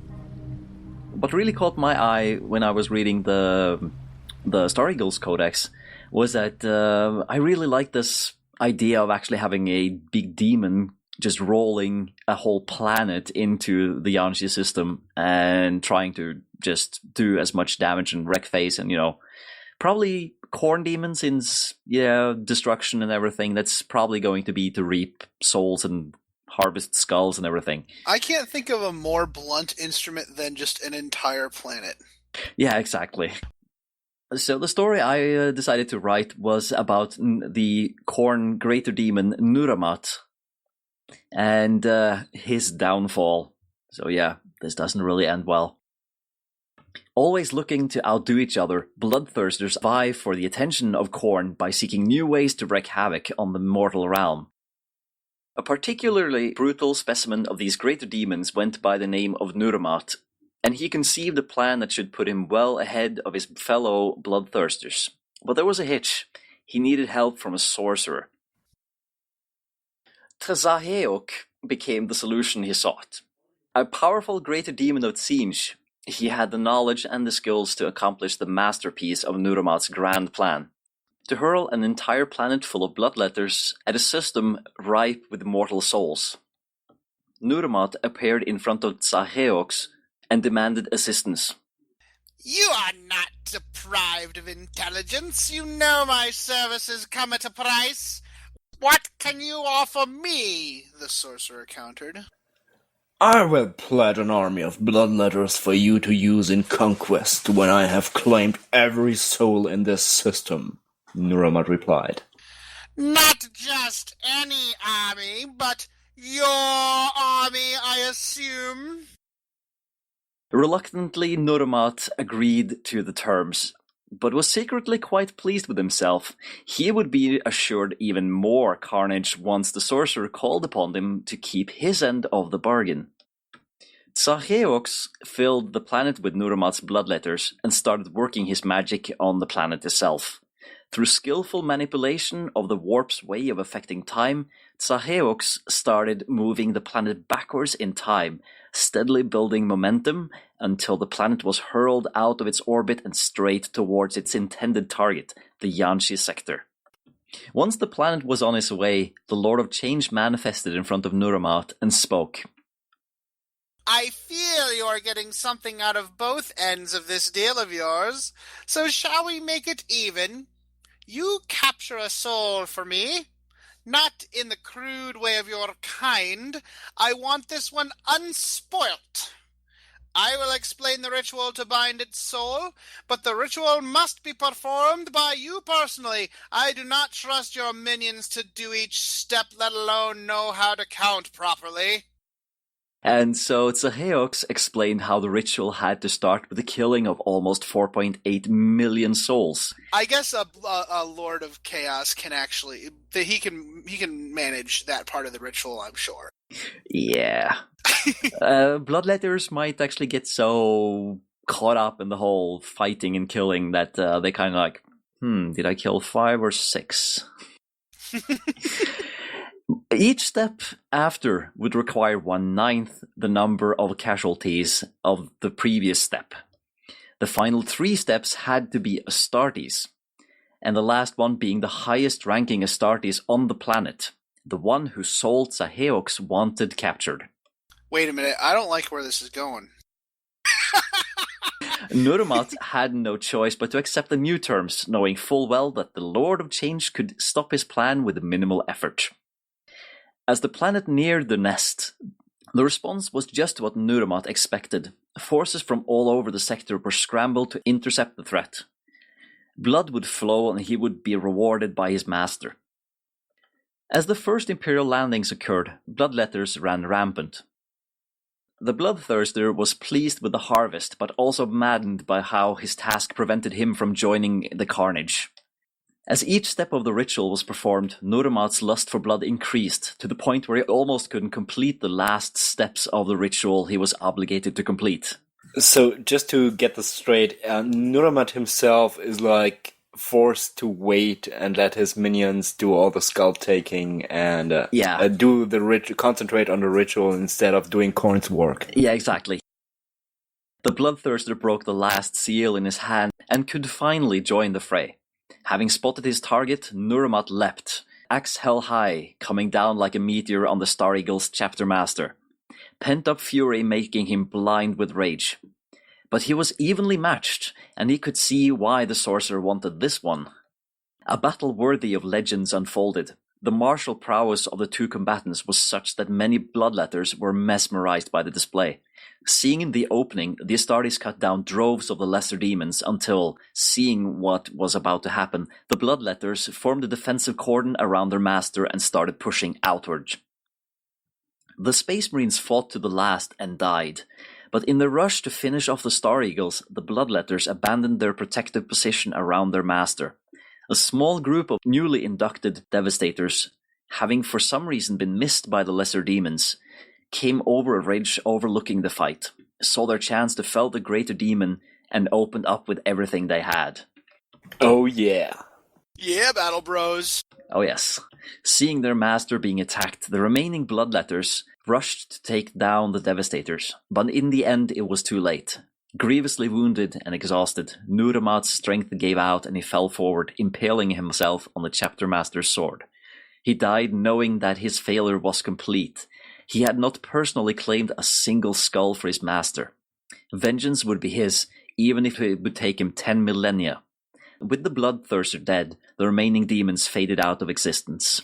Trolled. Oh yes. Meanwhile, in the Crystal Maze, which is Tzeentch's home, Zaheox reported to his master. This challenge of yours was a delight, and it was completed with a nice bonus. The daemon is gone, and I suspect he will remain so for a very long time. The bonus being that if he ever comes back, he owes me an army. The humans will have enough problems on their hands soon enough. They won't be able to interfere with your plans. Good thinking, Arafos. Though I doubt I will need that army. Tzeentch replied. Yeah, dog. Sorry. Chills down my spine. Addendum. Stardate redacted by order of Inquisition. A team of Inquisitors was dispatched to Sector 46DP-0 to investigate a temporal anomaly and a star chart mismatch. After a brief survey, it was discovered that the missing planetary body and the temporal anomaly were related, and the trajectory of the planet was plotted. An Inquisitor will be sent to the Yanchi system to investigate further when an opportunity arises. Dun dun dun. Oh, and thanks, Snorri. That's a much more helpful way of getting the Ordo Chronos Inquisitor in there. Actually, that's great. Yeah, that was actually my intention to. Thank you on so that much. one. Yeah, that is like, great. I thought there was. I was thinking at the end. It was like, okay, so I've actually bent time to move this planet, and you had your inquisitorial team that included that Order Chronos. Inquisitors like, hey, I have to make a tie in here. So that was the intended purpose for the whole time aspect? That's interesting. Yeah. So, okay, let me just spoil this then. Okay.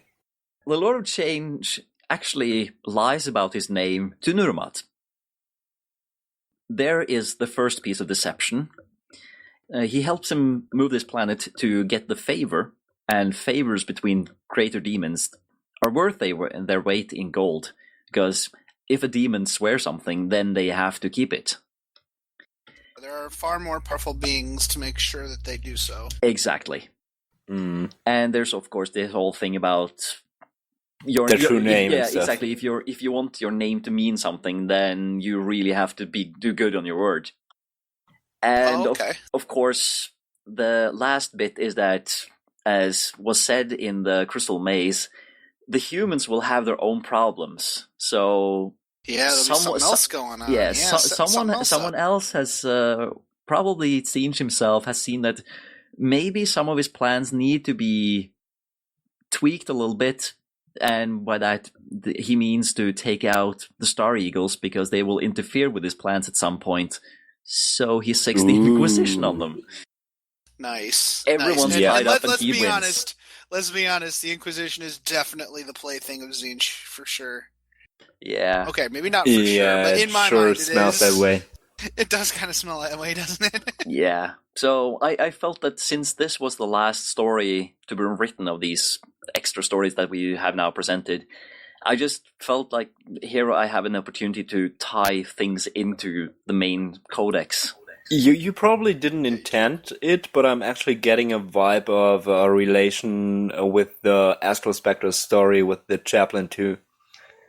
With the whole thinky, scheming, and so on. You know, I had some I have no idea what you're hints talking in that. about. That's As I said before, I don't think you intended it, but that's okay. Yeah, you see cool. it, so that's kind of cool. And yeah, this is so great. Thank you guys so much for entertaining this idea this idea of the Star Eagles and the enemies and I think this was a great idea, Snorri. I think it was your idea, right, Snorri? I think it was Camille. I'm not sure anymore, but either way, great idea, you guys. This was a fun exercise and a nice addition to our episode with the campaign talk. All right, I think that's it. You guys want to close out the show? Yeah, sure. All right, definitely. Stay tuned. Hey, Masters of the Forge listeners, do you want to start a Warhammer 40,000 club in your area, or are you looking to expand your gaming group? Do you want the people you attract to that group to be good quality individuals? Do you want to advertise your YouTube channel? Do you want to attract more subscribers to your hobby blog or online community? Then what better way than to advertise on the Masters of the Forge podcast? All we ask of you is that you email us at mastersoftheforge@gmail.com or message us on Facebook with the full text of your advertisement, including the region in which you live and any contact information people can use to get a hold of you. We will have one of our many tech servitors read your advertisement on the air. We promise not to make fun of you. Though we can't always predict the actions of our servitors. You really can't find good help these days. No, you can't. So, thank you for listening to Masters of the Forge episode 8. We had great fun recording this episode once more, and we honestly hope you liked it. If you did, we would be very glad if you liked us on Facebook and participated in a discussion going on there. We're trying to keep it an active place. If you don't like us, we would appreciate if you pretend. Adam will build you titans if you do. you shut your mouth. Camille, I think your information is a little bit out of date. Adam has started sending out semi-naked pictures of himself to people who don't like him. And for 10, didn't he? No, I only send semi-naked pictures to people that like me. Oh, right. But hey, you can always request that picture be sent to someone who doesn't like us, like Jason did. Yeah, what kind of business model would that be where you only... I think Johnny likes us. Well, apparently not as much as Jason does. Or maybe Jason doesn't like us. Okay, now I'm confused. This is getting out of hand. I'm closing this off right now, so... And please don't forget to give us iTunes reviews. Yeah, definitely. We really got the hots for iTunes reviews because it just makes it so much easier for people to find us on iTunes.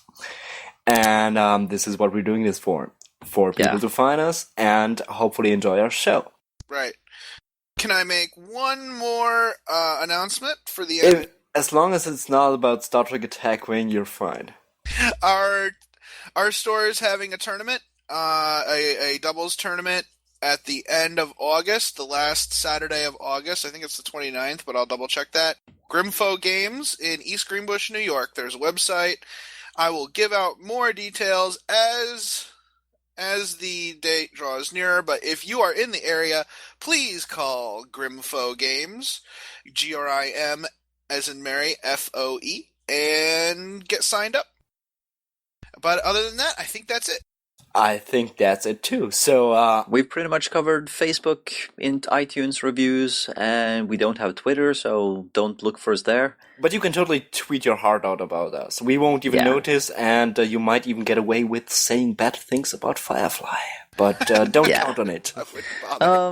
Stay active in the hobby, post pictures on forums and groups, and, show that this is an awesome hobby. And we'll see you in 2 weeks. And until next time, play the way Tzeentch manipulates you into it. Yeah, I think we can do that. Take care, guys. This podcast is protected by the Creative Commons Attribution, No Derivatives, Non-Commercial International License. More information about this license and contact information if you have any requests can be found at our blog, mastersoftheforge.com. The music used in this podcast was made by Podod of the duo Sublevel 3. The track is used with his permission.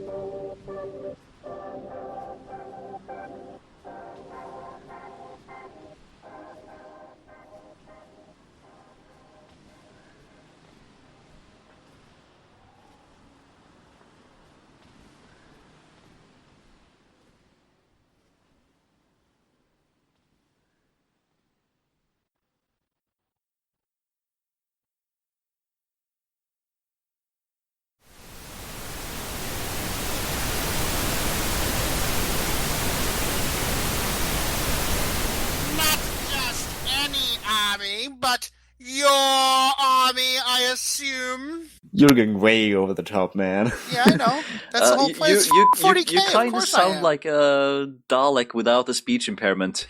I sound like Skeletor. Okay, that's... outdo each other. Bloodthirsters vie for the attention of Khorne by seeking new ways to wreak havoc on the mortal realm. Did that sound like overly... That sounded like something I wrote. Yeah, it did. Just continue. I'm just awesome. thinking like the presentation. It was like yeah, that could serve as an introduction to a Lord of the Rings movie. So you did well. Okay. A particularly brutal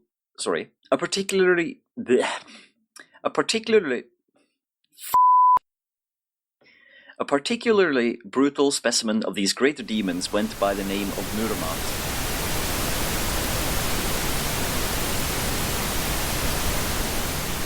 Zaheok became the solution he sought. Are you kidding me? I was wondering how he was going to pronounce that. Yeah. But you f***ed him up. He had it right. Go. A powerful greater demon of Tzeentch.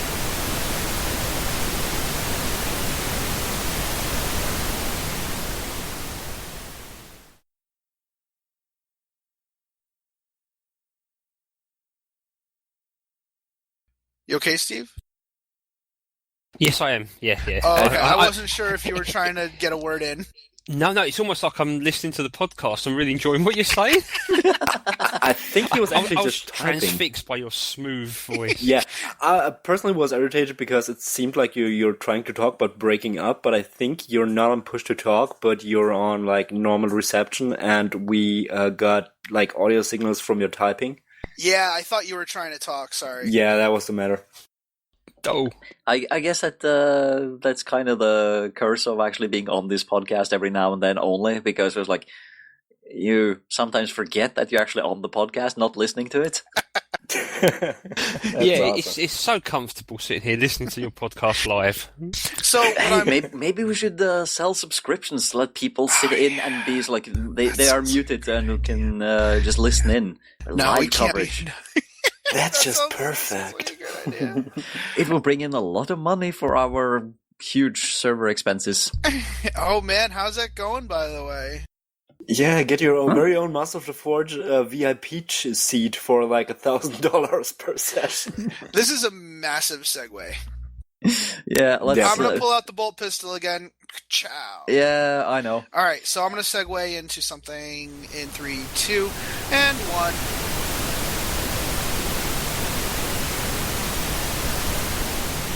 But we should probably get started. You should put the Mephiston tune in as a outro. Yes. Def Leppard, take it away. Yeah, I really should try to get that album, or those albums. No, they're working on their second album, aren't they? That's what I've heard. Yeah, the second album is due out sometime in the autumn. Apparently, not that I really know anything like that. It's just a gossip. Yeah, because like I said, I need to get the first album so I can complete the collection when the second one comes out. That's right. And shortly after that, the greatest hits. Yeah, and then of course Live in Tokyo after that. Well, live in Dagenham, I think. Oh, Live in Dagenham. Yeah, okay. Yeah. Actually, we should probably have like a live behind the church. Yeah, exactly. Yeah, meet the cardinal.